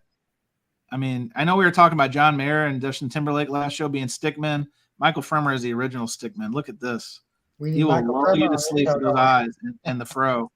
I mean, it's marvelous. Marvelous. Now, he did say that Alice in Chains reissue sounded good, so I don't know if some of those fro hairs got up in his ear. Oh, man. That's a no-go, but we'll let other people figure it out. Now, hang on. Is this breaking news? We've got some Flaming Groove listens. Isn't this Jack? Jack? Yeah, this is Jack. Yeah. Jack, what's going on? Tennessee Jack, what's up? Did you see the consignment haul the In-Groove has? Big sale May 5th. I haven't. Is this a consignment? So somebody's working with him. So somebody wouldn't sell him the records. So but he's going to sell them and get it online, or is it going to be in the store? Yeah, tell us in the comments below, Jack. I'm glad you're here. Yeah, it took me a second, but I saw his avatar and I was like, that's Jack. That's Jack. Peter, hello. Peter, are you going to be at WFMU? I'm aiming to come up there, so I'm hoping that you'll surface. I'd like to meet you, sir, if you're coming. Crazy. Now, see, look, this is a tease. This is what we call a deep tease. Joey Tavares says crazy stuff he'll be selling. I subscribe to Mike's channel, but usually Thursdays is his propaganda video about new releases and stuff. I don't watch that anymore because it used to be very expensive for me. Yes. Cool. I hope to meet you, bud. Looking forward to it. Oh, here we go. So Joey says ton of classic record stuff. Zeppelin test pressing. Okay, well. Oh, it's on Whatnot. Of course, Michael Tedder. Of course, it's on Whatnot. Yeah, that's. Oh man, it's scary. Oh, it's a Whatnot. Yeah, that means why am I here? That means double, triple, quadruple the price. Holy cow! Yeah, so yeah, Jack says auction all classic 9 boxes of shit. Okay. Oh, test pressings. Boy, everybody knows about this, but I don't know. Is he announcing it on the channel? Did he do like a 30-minute video with is this the gold card members they've resurfaced? Is this like they have a support group? Well, he did like a unboxing video, of this stuff that's on consignment, and then I maybe saw like a couple minutes before I had to turn it off. I'm like, oh, I see Whatnot, rare, audiophile. The guy's got a business to run, Leland. Leland's on it, man. He says Jason at the In-Groove right now. It's an impressive wall. So Jason. Ain't at the In-Groove. I'm the In-Groove, right? Leland, right? Mike Esposito, if you're watching, I guess you want the Rojas collection soon, I guess, Well, you've met Mike. Was Mike wearing sweatpants when you met him, Jason? I'm just curious. No, he wasn't. It was funny. Like, I've said this story before, but like, he was in the back room. Like, I had driven 5 hours. I was like heat exhausted. I come in there and I'm like, AC feels great, Whew. And then I see him walking from the back room to the front, and I go, hey, what's up? I'm Jason Rojas. And he looks at me and goes, I know who you are. Ooh. I was like, oh man. Was he wearing the brown pants? Yeah. I was like, I was thinking to myself, oh, it's gonna be like this, huh? And he went back behind the counter, and then he and I were just chatting. I guess he wanted to warm up, a little bit, get to know me, and then we talked more, and then that was it. Got friendly, and then he took me, gave me a tour. We talked more, talked about MoFi. It was actually a good time, and then we went to the listening room, played some records, and I got to know him a little bit, better, and then we went out for breakfast the next day, like him and Angel, like we had more conversation, and I think he was surprised that I knew a lot about Arizona record stores because I lived there for a year, and I was like naming them Jason, off. we're gonna play a game one show. Where haven't you lived? You're like the Carmen Sandiego of the vinyl community. You've been everywhere. Yeah. So Joey Tavares says, so competing streams tonight with Westman. Well, you decide. I know Steve's got more people than us, but Steve has more subscribers. I see Darren Crawford's bouncing back and forth. I'm taking notes. Leland's got to pass because Leland is Team Concert Buddy. But Darren, when you come back, I'm going to wait for you, and we're going to out you as a defector. You are a defector. So, Joey, you just have to ask Westman, does he know who Tim Maya is? If he doesn't know who Tim Maya is, Come then on he's home. not a true music lover. No, He's I've never one of heard- Come on those home. I've never fake heard of audiophiles, This is- F-A-K-E. This is life you know? choices right here. Life choices right here. Good Well- call. And yes, Mike is good. Well, Chance, you're not actually helping yourself by promoting the stream even more, because Darren says, "Hey, Steve, hope all is well. I had no idea you were doing Thursday streams. Nice going." I'm like, "Yeah, of course," because Chance just like gave him an additional audience. Yeah, hang on. I'm gonna comment and say, "Hey, Darren." No, I'm not gonna fuck with Steve. Sure, I like Steve. All right. Well, hang on. So we got a couple comments I need to get to. First of all, this is true. So Leland, who again, a loyalist to the Concert Buddy party, says Mike's in Chicago at Exponent. So that's the equipment gathering. I think Melinda Murphy was going. Our favorite comedian Michael Fremer was going. He was on a dais with the enforcer Chad Cassim. I saw that they're part of a panel. So I wish everyone. Can you imagine, like, they're on a panel and then you're bringing up that Bill Evans box? Hey, Chad, I got this thing with my warp on the Bill Evans box. What do I do? He might just flip a lid on that. That's funny. He may So grab the box and hit you with it. Oh, it was like a steel chair. He'd get you right in the freaking. Yeah, Chad has no shame. So Cesar says double, triple T's with a big announcement and a parade of all the Creed OGs. I feel like I'm listening to that Dada Disneyland song, waiting for the damn parade and fireworks show. Well, Cesar, you've also made a good choice. But if I see you comment over at Steve's, put you on the naughty list. It's as simple as that. Clearly. Oh, very true, Brad Theo. There's a clear difference between audiophiles and music lovers. Oh shit. Brad, I think you just had the line of the night. You know what that gets? Here it comes. I like it. So, Wyoming Dave, what's been going on? I haven't seen you in a minute. What's new? Hey, can I know this is not the quite. Can I show a few rock albums I found lately? Dave, you can show some rock albums. There is no, listen, I don't know what goes on at the Steve Westman show, but we do not restrict people from showing records. So I'm going to make you big, and I want you to. Chance, I never see you comment on my Instagram post, so. Oh, shit. Shots fired. Shots fired, Dave. Shots fired. These are some used ones I found on Bachman Turner Drive had on. Okay. 75. Oh, hang on, Dave. I'm going to make you big back in a second, but we've got another guest join us, David Bianco. David, thank you for not being on the Steve Westman show today. Hey, look at this. Better together right here. Better together. Attaboy. There you go. Good to see you, David. Same here. Go ahead, Dave. Continue. All right, Wyoming Dave, bring it home. I like older 70s rock. Bachman Turner's 73. Taking care of business. That's not on this album, but yeah. I know that. Came across this album, Van Halen. Now, is that the upside down cover on the back? Yep. Yep, bingo. Bingo, bango, bongo. I like it. And here's some Hermit Europe. Final countdown. That's the final countdown. Oh man, boy, David, you had a couple drinks tonight. What's going on? Nope. I don't drink. Led Zeppelin. Nice. Where did you get all these, Wyoming Dave? Well, some of these I got. There's a former insurance guy that's been going around town selling old albums. Okay. Because he can't sell insurance. So he's selling vinyl. Yeah, that's probably a good retired. business record. Steppenwolf album. 69. Cool. I like it. You did pretty good. Guy with no shirt on. Another Steppenwolf for ladies only. The big ass. Is that autographed or did somebody write their name on it? That's like my pet peeve. Mr. Famous Dickmobile. Oh my God, Dave, we're gonna have to take you down. This is a family show. I figured you wanted to hear that. I told you, you're really pushing the limit. Oscar Mayer Wiener machine. Yeah. Another Grand Funk Railroad. Okay. That's a different one.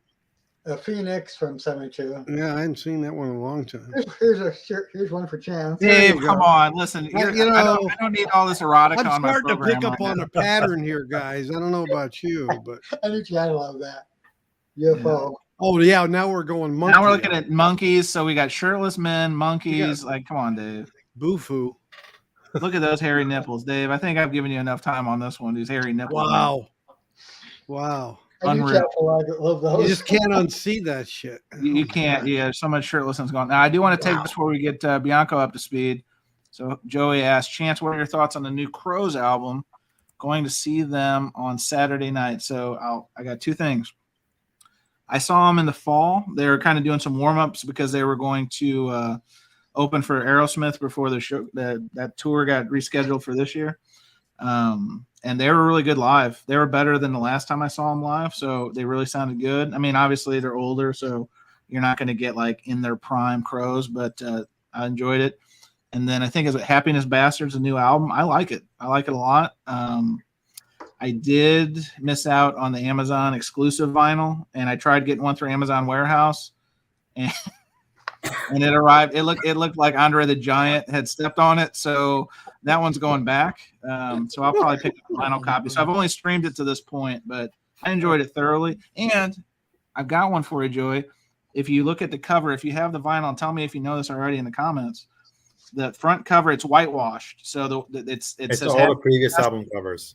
Right, exactly. So you got Southern Harmony on the front, and then I forget the one. Yeah, but I didn't know this until I studied it. So I give it high marks. I watched the interview on one of the morning shows. Anthony Mason had a conversation, had an interview with them. Actually brought them. Jason, remember when we went to Stranded Records in the Village? That's actually what it did. All the whole interview, and he was actually explaining the album artwork. And they showed like clips of it that actually they were whitewashing, I guess the slicks or the proofs of the previous albums to take that shot. I mean, I'm going to go so far as to say of the new music I've listened to this year, I think it's one of the best things I've listened to. And again, I like Crows. I like the sound. I don't like all their albums, but I think this one's, I hate to use it, it's so cliche, return to form. But for what they are and what I hope they are, and I like they do, Happiness Bastards is right there. So, I streamed it a couple times and I actually like it myself. Cool. Now I have heard, and I saw Joey said that he got the Indie Clear. I did hear that Amazon Orange does not exactly sound great. So again, I haven't beta tested that myself, but now Darren, I'm going to call you to task. Darren, I know you're double dipping. I saw you. You're cheating hard over at the Steve Westman show. So Darren, I know he's a fellow Canadian. So listen, if you want to give me a giant apology, I will consider letting this slide. But I saw you. The comment was, hang on, not GT Mustangs, because I'm keeping score, Darren. I don't know if you know this about me, but I am. It's one of my weaknesses. It's my kryptonite, as the cartoon man says. Hey, Steve. Hope all is well. I had no idea you were doing Thursday streams. Nice going. So Darren, you probably learned about that on this show. As Arnaldo pointed out, it's my fault you left. So it's a Canadian tip of the hat. It's a Canadian. Yeah. Now, if you got a Canadian tuxedo, different story. Anyway, no, I'm just kidding. Steve's a good guy. So Bianca, what's going on? Not much. Is he asking Wyoming Dave that question? I don't have those, so it's not. No, I think this one's for you. Darren did ask, "Hey Dave," because it's David. I'm David. That's why. This anyway, is David. no but problem. He said, "Great to see you again. Did you get any of the Genesis Atlantic 45?" Yes, I got the whole subscription, so I get them all. And the Genesis were wonderful, in spite of what Chance thinks of one of those records, which I get totally. So, but anyway, everything. I mean, the analog productions 45s for Atlantic haven't had one that I'm disappointed in yet. Yeah, it's a good series. I'll give him credit. Now, Michael Tedder asked a question. Has anyone ordered the Blues Travelers 4 from Experience Vinyl? I'm trying to figure out if it's legit. Mm-hmm. So, yes. And I've actually spoken to the guy. Little background, Matt Sorum, the drummer from Guns N' Roses, is behind this project, this company. And I talked to the front-facing guy like a year or two ago, trying to do something for the pod, whatnot. But long story short, it's legit. John Popper even did like a little promo bumper video announcing it because he chose the first color they led off with as a blue vinyl execution. Mm-hmm. It kind of ties in with the album cover. So John Popper himself said Experience Vinyl exclusive, blah, blah, blah. Now they've since come in and now they have an orange or a purple variant also through Experience Vinyl. But also, I have not seen any indie stores, and no one else. Even Jason, you gave me that website one time. I haven't cross-referenced it, but I haven't seen anyone touting that release coming out. So it does appear to be an Experience Vinyl exclusive. So for what it's worth, yes, I did. I ordered one to keep and one to sleep. So I'm just out myself there. So anywho, but anyway, oh, hey, Darren, I have the great ability to multitask. Hey, you guys told me about Westman. This is true. So I'm not going to be mad at you. Arnaldo pointed it out. It was my fault.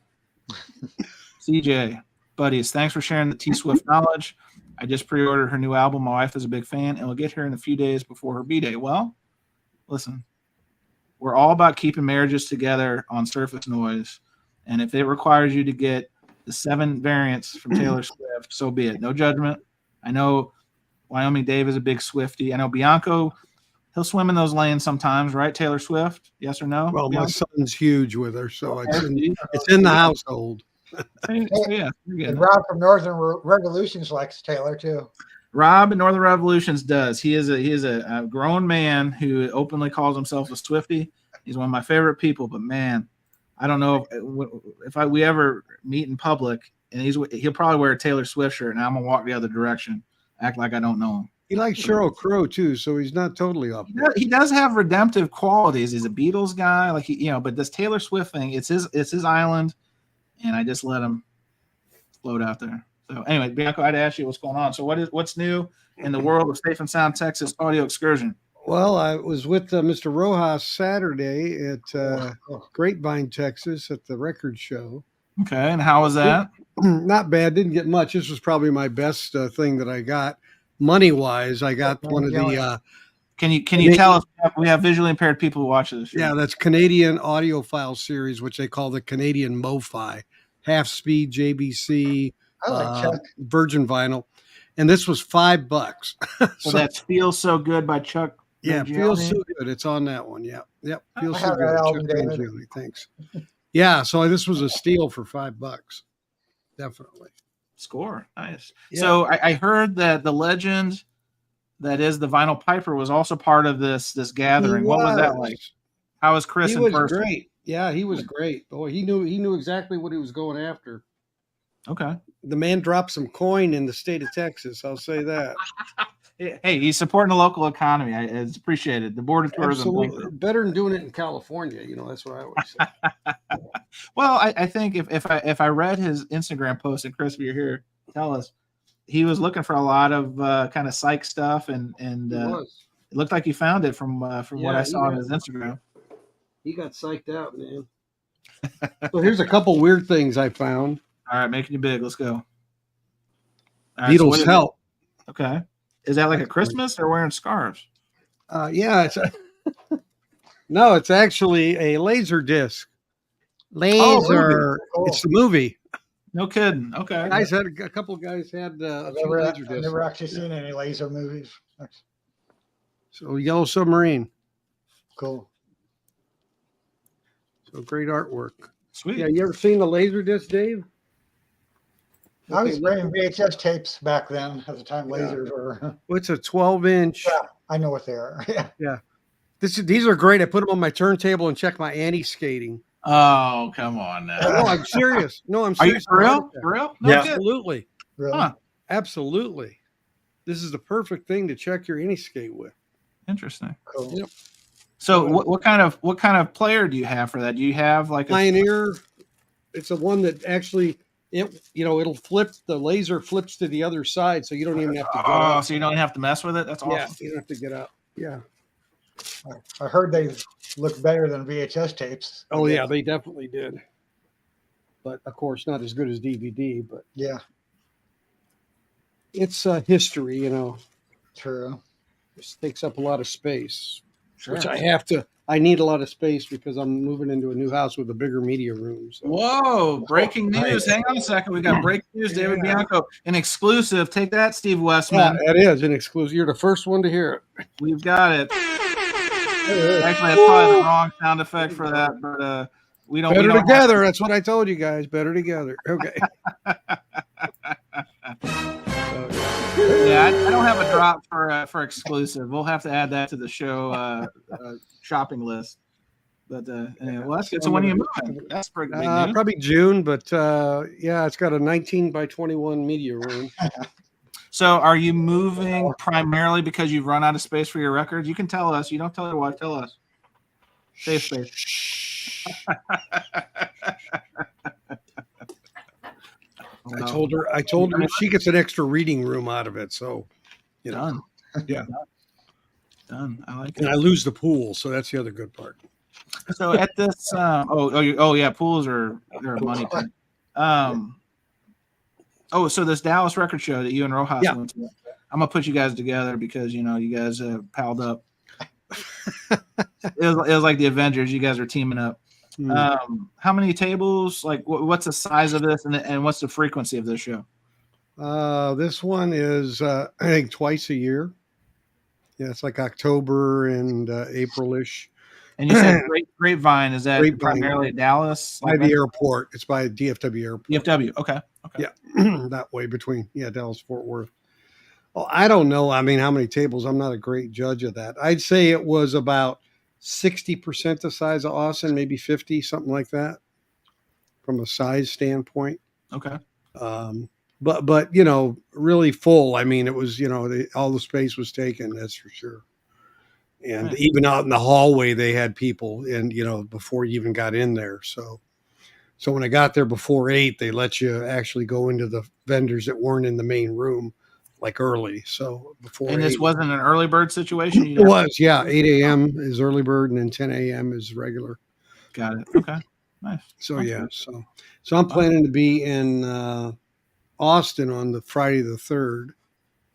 Well, look at this. Is Armando setting up shop again? Yes, Armando will be there. Brad's coming with me. Excellent. Cheap plug for Armando's shop. It's Vintage Mio. Right. Thank you. Yep. It's in Waco. I don't know if they have a website you can buy from, but they do Facebook auctions and Facebook sales. No, you can buy some on his vintagemio.com, and he also is on Discogs. Excellent. Yeah. Great guy. Well. Great guy. The last 3 weeks, 2 weeks, I mean, he's had tons of people from all around the world because that was the center of the eclipse for Texas, was right there. Oh, yeah. So you probably had a good showing then for that. Yeah, he did. Yeah. And that music venue 2 doors down from him just opened up too. So live music venue, like where they have live music? Yep. Like how big is this venue? Like it's not big. No, it's not big. It's I say a club, but you know what I mean. It's more of a casual place. Nice.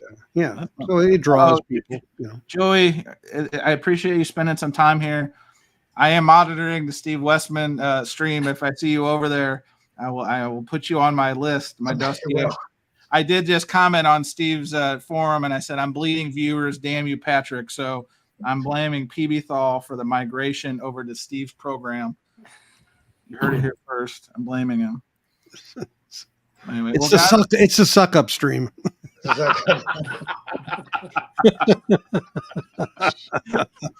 Fair enough. Well, guys, tell me what is exciting lately that's coming to your collections. I know Rojas had a big picture from the record show. Gaucho from Chad tomorrow. I will have you're on the preferred list, right, David? No, I'm just a subscriber. How do I get on that? No, it got dropped already. It's been being people. Yeah, mine's shipped. I should be getting it on Sunday. Are you? Oh, so you're on a preferred list too? Oh, no, I was probably one of the first ones that pre-ordered it. See, me too. Okay. I came across an OG of Gaucho last summer. Anyway. Okay. So, David, how excited of the Steely Dan UHQRs? How excited are you for this particular release? This is probably my third favorite Steely Dan album. It goes back and forth between Gaucho and Asia. Can't Buy a Thrill is my favorite, but Pretzel Logic's pretty good. But it was. No, I mean it is. It's going to be your last one. I think it's going to be my last Steely Dan UHQR. Yeah, I don't know. Royal Scam and Katie Lied are left, right? And so yeah. Which is the one that has had the tape issue? Was it Katie Lied? Katie Lied. Well, this one I saw. This one's from a copy of a tape. David, how do you feel about that? Do you feel shorted in any way that it's not the original and it's a tape copy? Well, I'm not saying you know, that in a negative way. I'm asking. no, I mean sometimes the copy tapes are less worn than the master, so you know they sometimes can surprise you. So yeah, I don't worry about it that much, honestly. So David, after this one, how many left are the UHQR Steely Dan series? Because you are a Steely Dan aficionado. Oh Is yeah, there anything else? just Royal Scam and Katie Light. That's it. So 2 more. All right. 2 more. So I'm in for another $300 to Chad and the folks in Salina. Did you get Pretzel Logic, Chance? I did. And is there a follow up? Because no, I didn't get that one. Even though Oh. Pretzel Logic is one of my favorite Steely Dan albums, I heard too many mixed reviews, and I figured, you know what, I could save myself the 150. Well, I've said it a couple times. I mean, Chad's got me in on this UHQR series. Also, I don't. My amplifier doesn't have treble control or bass control, so yeah, I'm stuck with how it's supposed to sound, pure. Yeah, you know, I've grown to appreciate that the sound of that one better than the original, because there's so much more that comes out of it. If you if you focus on the high end being a little less, I think you can get stuck there. and I think if you give it a chance, and I'm not saying you should buy it, but I'm just saying if people give it a chance and don't just use it for comparison purposes, it really has a lot of nuance in it that really you couldn't hear in the original. That's my experience with it. But I think we kind of default to expecting, you know, how we expect it's going to come out, you know, and I'm sure, I have no doubt that the reason it didn't have what we expected was because of how it would have sounded. So that's all I'll say. Does anyone have the digital version that Universal put out too? Yeah. The $30 copy? Yeah. Yes. I bought all of them to compare. How does it sound? It has let me put it this way. I think the deficiency that was in the mastering of that Bernie did for that one attempted to boost it, and I think it, you know what I mean, it didn't. It made it a little more harsh. They tried to tweak with it a little bit. Yeah, but I have found most of the take that back. I have found all of the $30 versions to be extremely fatiguing. Can you elaborate on that, David? Fatiguing? How? Yeah, they sound okay, but if you listen to them for very long, you just kind of it's like too much. I don't know what you'd call it, but you kind of want to take your headphones off, or you kind of want to walk away from your speakers. Yeah, that's okay. Yeah, I mean, it just doesn't work for me. And the reason, in my opinion, is that Alex Abrash, who does those, is a guy who really is used to dealing with digital stuff going across. And so his techniques are based on more digital sourcing than analog sourcing. And so I think his techniques are biased, just like vice versa. You'd have a vinyl guy, he would have vinyl techniques, you know, more biased toward the way he did it. So it's not a slam. It's just when you look at his body of work, that's really what it is. Okay. Huh. Which for me is like, I wouldn't have picked him as the person to do it, but I think Universal's like, we just want to sell stuff. You know, it's like they're not really, you know, looking at that part of it. And he did a lot of projects for Universal. You know, like a lot of the Target stuff, he did a lot of work for them. All right, David, we're coming in hot. My man from Chicago, Depeche Mode, best name in the community. Yeah, I'd want to take the headphones off or walk away from the speakers because it's Steely Dan. Yeah. Oh, wow. Shit. Bianco, how do you feel about this? I think he just flushed him down to Depeche Mode. Yeah. He likes that band too, I found out, Depeche Mode.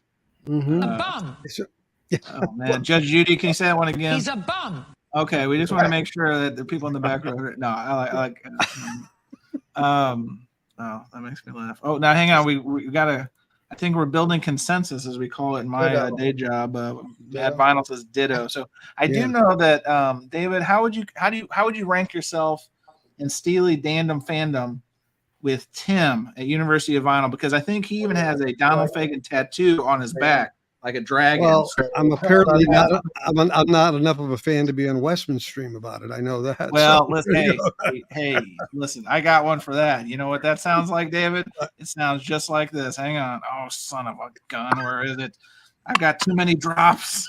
I got too many drops. Ooh. All right.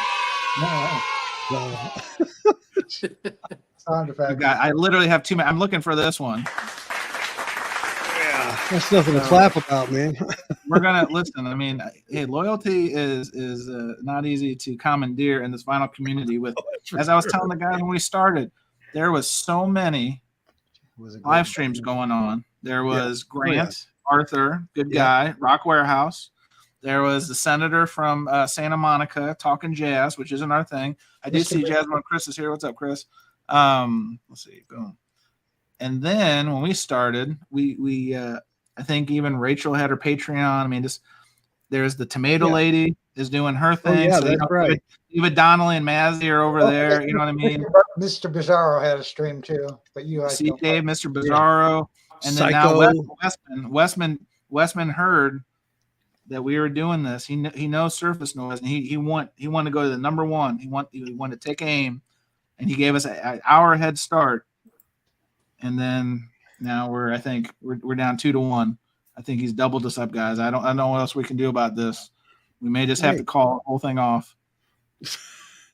we may just have to take our ball and go home if this is the new landscape of Thursday. I pick Thursday every other Thursdays for a reason, which actually that's a great segue. And I know I've talked to a couple of guys on the dais about this, but kicking around the idea of maybe doing Surface Noise every Thursday.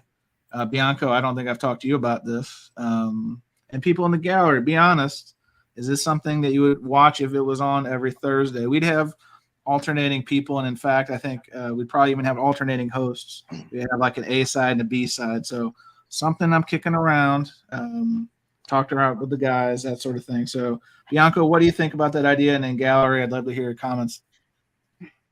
I mean, I'm sure there'll be some, ability. It's a matter of getting topics, right? Getting people on. I'm glad you brought that up because I don't want it to just be like show, tell. I do want it to be like, and that's one thing I think we do a nice job of on this deal is we actually talk about the record collecting hobby and stuff going on and so forth. And that's not a shot at anybody else. It's just, right. So yeah, I do wonder if we would have enough, material to talk about, but that's a fair point. Yeah. By the way, back just for a second, back to your question about Steely Dan. I mean, Tim is kind of, he's the guy. I mean, as far as Steely Dan goes, he really, but I try to stay up there, but I'm not in the same stratosphere, but I'm a lot with the engineering that went on that piece of it. I'm really, gotten to know Roger Nichols' daughter a lot, and so I'm really looking at it from the way it was built. Fair enough. So this is a good question. And again, if you comment about the doing it weekly thing, I do really appreciate people weighing in on that. Hang on. So Tom says, consider the Westman situation. He's on all the time saying the same things repeatedly. I'd resist doing it weekly. Okay, Tom, fair. It is fair. Fair enough. I mean, how many times can we show the Michael Fremer record? We do it every other week. I mean, if there is nothing we've done consistently, or Jason has done consistently, is that you have seen the Michael Fremer record more on this show than any human being needs to see it in their lifetime. So let's just be honest. You should be getting a promo fee for that. Man. Yeah. Well, and how many times have we gotten kicked off Colecco? I mean, come on, let's say it. I mean, we bring real entertainment. I mean, that's real. I'm sorry. Now, in fairness to Colecco Chad, we had a nice exchange after our last stream, and he encourages people. He encourages other streams to stream his stuff. I think it just caught him off guard because not only were were we there, but then the cavalcade of the peanut gallery came in. Yeah. And they weren't ready for it. So in fairness to Chad, I can appreciate. We didn't mess with any of his auction. I want to be very clear on that. But anyway, Chad's a nice guy. I wish his business well. But I'm not saying we'll never go back to the Collectco simulcast because it is fun. But we'll see. I'll start a show just to do that. Actually, listen, Chris, you're saying which part of my logic is. Jazzbomb Chris says, I'm not saying you shouldn't do it at all. You totally should. It is just a grind. That's also part of the consideration because I don't want to burn my guys out here, and obviously everybody's got life and stuff. So again, these are all great points, great considerations, things I'm thinking about, but I appreciate the feedback. I will say before we get off of this thing, this is a good comment. Music in the house, more Fremer, also more ice castles. Now see, I kind of give the Rev the Rev. That's his corner. I'm not going to step on ice castles because he started the petition. I think he's doing a walk. He's like Terry Fox. He's going to walk from the southeast where he lives all the way to Salina to petition Chad himself. Yes, March of the Ice Castles, I think it's called. Yes. Yeah. Okay, Peter's got a good idea. It should be a 3-hour show, 2 hours talk, 1 hour Jason DJing. Jason, would we be like the Mega Powers? We could do surface noise, and then you could spin us home. You could just spin us into a coma of good music. Or an hour of this. Or a straight hour. We did play the Fremer last time. So, Yeah. All right, well, I think we're rounding third. We're bleeding more viewers. Westman is sucking more of our viewers out of it. Steve's still on? They're going to edit that out to say you said Westman is sucking. Yeah, the cartoon guys are going to do that. Yeah, Hanna-Barbera. Shit, I just said it. Yeah, David. No, they like you, David. They don't like me. But so yeah, Westman's up to 103. So he is now almost triple our audience. He is really putting it to us, and he's showing a Slade album. So you can take that for what you want. He's showing Slade, and we are talking about the real topics of the day. No, I'm just kidding.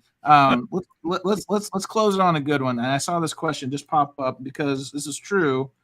Music in the House asks, is this the last stream before Record Store Day? If so, what is everyone's strategy? Yeah. So the short answer is yes, because Record Store Day is next Saturday. We will not stream. We're kicking out the every other week thing. I don't think we'll do it next week. I need to talk to the other potential guy who's going to co-host this thing. But let's just go around the dais. Record Store Day. I'll start with you, Wyoming Dave, because I know you are a big Record Store Day fan. I don't have one near me, so I can't really comment on this one. All right. Well, and Dave, that's why I let off with you. So I'm just having a laugh with you. But Arnaldo, what is your strategy plan? And give us your top 2 albums you're looking forward to. Definitely getting the David Bowie album, and only 2. I don't know. The only 2 probably. I'm interested in that Gandalf album. Okay. I'm intrigued. I'm on the fence about the Bill Evans. I'm not sure I'm going to be happy with the mono. If then I find out that they're going to put out the stereo later in the year. That variant got you, right? That variant. There's the variant. The variant bug bit you. Well, didn't they do the same thing a few years ago when they put out the Art Pepper? The Chet Baker. Oh, and the Chet Baker too. See, that last year was Chet Baker, right? Didn't they do that? Well, with the Kenny Dorman, Quiet Kenny. I may be off on that one. I feel like anyway. But yes, they've done it multiple times. You're right on that one. Yeah. So there you go. There you go, Arnaldo. Jasmine. Okay, put that on stereo. I'll wait then. Yeah, I don't know. I have quite a few things on my list. So yeah, the strategy is to try and be at least in the. Last year I was number, I think, 11. How many hours do you go before the shop opens? The shop, I think, opens at 9. I try to be there, I think, at least 2 hours before, or 2.5. Fair. Yeah. And does Walter come with you on these adventures? Oh, of course, yeah. Of course. How excited is Walter if he's nearby for the Record Store Day? Oh no, he's excited because we always see he went to bed already. We always see the usual suspects, and we got to know them. Nice. So it's the 2.5 hours go by really fast. I stand in line. He goes to get bagels and coffee and Got a system. I like it. yeah. I'm debating on whether we're bringing a chair or not. The foldable chairs. Sure. What's your strategy? You going to bring a chair? Yeah, my back is not really cooperating with me the last year or two. So I think my days of sitting on the cold concrete probably over. Yeah. I'm not a spring chicken anymore. So I do throw one in the car just to have one in the car anyway. It's like a little golf chair. So at least yeah. But at least it gets my old ass off the ground. But I'm just hoping it doesn't rain. Yeah, that's always a buzzkill. Rojas, what about you? What's your plan for Record Store Day? Are you a feverish Record Store Day participant? Not necessarily. I show up when I want to show up, and I'll get the records if they're there, and if not, well, there's 4 other record stores in the city, so Cool. I'll just drive, and have a good time, and like I'm not in a hurry. That's the thing. It's Patience. just You are records. Mr. I'm gonna call you the doctor. You've got so much patience when it comes to this hobby. It's admirable because I mean, I don't know, like you just have fun, Yeah. So is there a title in particular you're piqued your interest? I know we did the show a while ago talking when the list came out, but the Parliament record, is that something you're interested in? yeah, the Parliament, Yeah, the the Parliament's on my Gene list, too. Clark. There was one more. Pauly Shore, is that one on your list? No, the Gene Clark, the Parliament, the David Bowie's a good one. The Beefheart, definitely like the Beefheart series. Okay. Those are great. But Yeah. I need to limit to like 5. Like can't go crazy. No. You got Austin coming up. Man. Yeah, Listen, you have another major record show coming. I know. Otherwise, there's going to be the Rojas collection, soon to be, Listen, if you're walking around that convention center with a Yeah. little case like soon to be like, Jose, then I can't be seen with it. Yeah, Like who needs fella? Who needs fella? People just be like, what? Who is that, Jason? Fella Cootie. Oh, I never heard of him. That's okay. Never seen that. Oh, this will Wyoming Day. This will blow your mind. I think you can stream this. This is Gentleman, Fella Cootie. I'll have to write that down. Fella Cootie and Africa 70. This is if you love James Brown and you want to take it to that like Nigerian African like funk. Yeah, I know some of James Brown music. Yeah. This is wow. Cool. So David Bianco, Record Store Day 2024. What does it mean to you, if anything? Yeah, well, my biggie is going to be Frankie and the Witch Fingers. I'm really looking forward to that one, live levitation. I think that'll be really cool. Are you going, I'm going to guess, are you going to like Good Records? You going to Josie? Where are you going? Probably to Josie, but the other one I want is the Tom Tom Club remixes. That's the one I really want. Tom Tom Club. I remember that. Yeah. Are you going to wait in line, David, or are you just going to roll the dice? Yeah, I'm not. I don't do that. Okay, fair enough.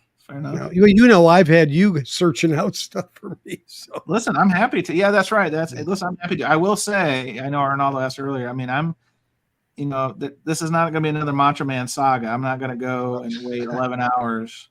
That was a one and done for me, I think. But I'm probably going to go maybe 2-3 hours. One of my was open, and then my friend's shop over in Illinois. I'm probably gonna go there later just to hang because they got music and food trucks and stuff like that. What do you got, an interstate thing going or what? Well, I have to take the records I buy in Missouri and then sell they're like cigarettes. You got to get stamped. Yeah, exactly. I break them open and I sell each disc separately, and it makes me a lot of money. Wow, there you go. Yeah, nothing like East St. Louis, I'll tell you. Yeah, well, Il-Na-Na is what we call it over there. So Jazz Mom Chris, also kind of Dallas metro area, says Josie gets a shit ton of stuff in. I found stuff there late in the day plenty of times. Most RSD stuff ends up being cheaper on Discogs a couple of months later. Anyway, that's very true. Yeah. Very, very true. Caesar, I saw you had a comment. And Caesar is taking a giant Cleveland dump on Record Store Day. He says, that day I'll be on my bed Would you like a bag? watching the big parade of the in-groove stream, watching people spending their money and listening to Mike. You need a receipt. Would you like a bag, etc. So you're Would the you guy. like Angel's autograph? That'll be $13. So I'm gonna I'm telling on myself. What was it? It was Record Store Day or Black Friday, I forget. But we were watching that stream, and my wife was feeling a little saucy, and she's like, "I'm gonna call the store, and I'm gonna see if they answer my call on the stream." And I'm like, "Okay." And so she did, and somebody answered it. so then she panicked, and she's like, "What time do you close today?" I would have said, "Could you move the camera 6 inches?" She should have said, "Can I talk to Mike, please? I have a question." Really? What size sweat pant does Mike wear? I'm very curious. Yeah. Thank you. Do you have any Hey, I Led did Zeppelin RLs in stock? Yeah. Well, I did see, and we'll kind of close on this, talking about Mike real quick. He did that video about his store tour. Did any of you guys see that? No. Well, the spoiler alert, he just walks through and shows his store. But Vinyl Piper Chris went there, I guess, recently on his tour On his across way the back? Southwest. Way back, yeah. Yeah, and he said that it was the best, like, showy wall he had seen. Rojas, you've been there. Do you confirm his comment? Wait, what is he saying? He said, so In Groove's, like, wall of wow, showy, wowy wall, whatever you want to call it, was the best he's seen anywhere. And he shops in LA, right? So would you concur, Dr. Rojas, with That that? the in-groove has the best wall. That's what he said. I would give him, let's be fair, I met him. We had a good conversation. I give him B- for the wall. B-. Hang on a second. Jason, That's you've turned full heel in wrestling mode. We've got music for that. New World Order. New World Order. You've joined the NWO. You've just turned on Mike the In-Groove and given him a B-. A Hollywood Hogan of the vinyl community, Jason Rojas. Because you got to keep it fresh. You can't just have that stuff. You got to recycle, you know? This is true. Well, one day I'll get out there. I was going almost a couple of years ago. We were going to go out to the Grand Canyon, but never materialized. So Still there. So, yeah, of course. what? But I mean, I still say, like, when I met Mike and, like, you know, and he got to know me, I got to know him, and then it was great, you know? Let's ask Mike. No. Yes, Mike. We could. Mike. We could. I Hang can on. text him, but I don't know. Like, the funniest thing about Mike was he asked me, "What record do you want to listen to?" And I go, "Can you open up that Santana Abraxas One Step?" And that was like the first look he gave me, like this disdain. He was like, "Jason, I have 3 sealed down here, but I'm not going to open one of these for you." Wow. And I was like, man. But he's like, "Next time you're in Phoenix, just text me and we'll go over, you know, to my place and we'll listen to it." And I was like, man, I just got the invite to the Esposito Record Castle, you know? Is that where all the George Benson records are, Jason? Yeah. Right. People have gone there and never come back, though. That's right. I don't understand. Suddenly there'll be like the Rojas collection on the next whatnot. Right, exactly. Exactly. Damn. It's like, he's like, Wow. suddenly I got I mean, this Led Zeppelin turquoise, you know? If he shows a Michael Fremer record and a whatnot, then, you know, it's conspiracy theory. What happened to Jason Rojas? We're gonna put you on the milk carton and everything. Wow, he's in there. Yeah, no, that's too funny. All right, well, let's wrap it up, guys. Chris is still here. He said it was the best in terms of size and all 4 corners of the building. Got it. It is actually very spacious. I mean, the trick is underneath the booths, you know, in those crates. There's like gold in those crates. I think I was making him nervous because I was like, oh my gosh, look at this Eddie Palmieri record in here. Like, awesome. Like, and I look at the condition, like, and I put it back. And then Jason walks out looking at me. He's like, he didn't want me to. Right, he didn't want me to pull gold out and be like, "Oh, cool, $2." Like, well, it's just $2. Like, what? You know? That's funny. Oh, you saw Mike today. So you saw him coming and going, Chris? I thought you saw him on the way to Texas. You actually, hit it twice. That is commitment. That's some straight commitments there. All right, well, let's wind this one down. I don't want to take any more viewers from Steve Westman's show. No. I'm releasing you all. You have a choice. You have a choice, and you made the right choice. Everyone's still watching. I thank you. We all thank you. You're free to go to the Westman program and terrorize them and actually make dick and fart jokes or any kind of crude comments, show Michael Fremer records. We release you. You are like the doves. Yeah, let's keep those variants coming. Let's keep them coming, right? Let's keep keep them the coming. variants. Jason, You know, keep it coming. You know. Be real. Get it signed. Get it signed. Be real. I got one variant of that one. Well, I want to thank my panelists, Arnaldo and Jason, through the duration. Bianco, thank you for coming up. David Bianco's channel, Safe and Sound, Texas Audio Excursion. He just did a shootout on Hootie and the Blowfish. You should check it out. And then we'll have Gaucho this weekend. And Gaucho this weekend. So all 8 Steely Dan fans, you guys can see the shootout. Hey, Steely if FedEx doesn't put the package in the path of my vehicle, I think I'll be fine. Oh, that was something else. Yeah. Did you ever get resolution on that? Did anyone from FedEx ever get back to you on that? No. I like that. Good night, Grace. Love it. All right, guys. Well, appreciate it. And Wyoming Dave, hope you're wearing the brown pants. All right. See you guys. Take Thank you, care. guys. Yeah, bye-bye. Good night, guys. Hey, good night, guys.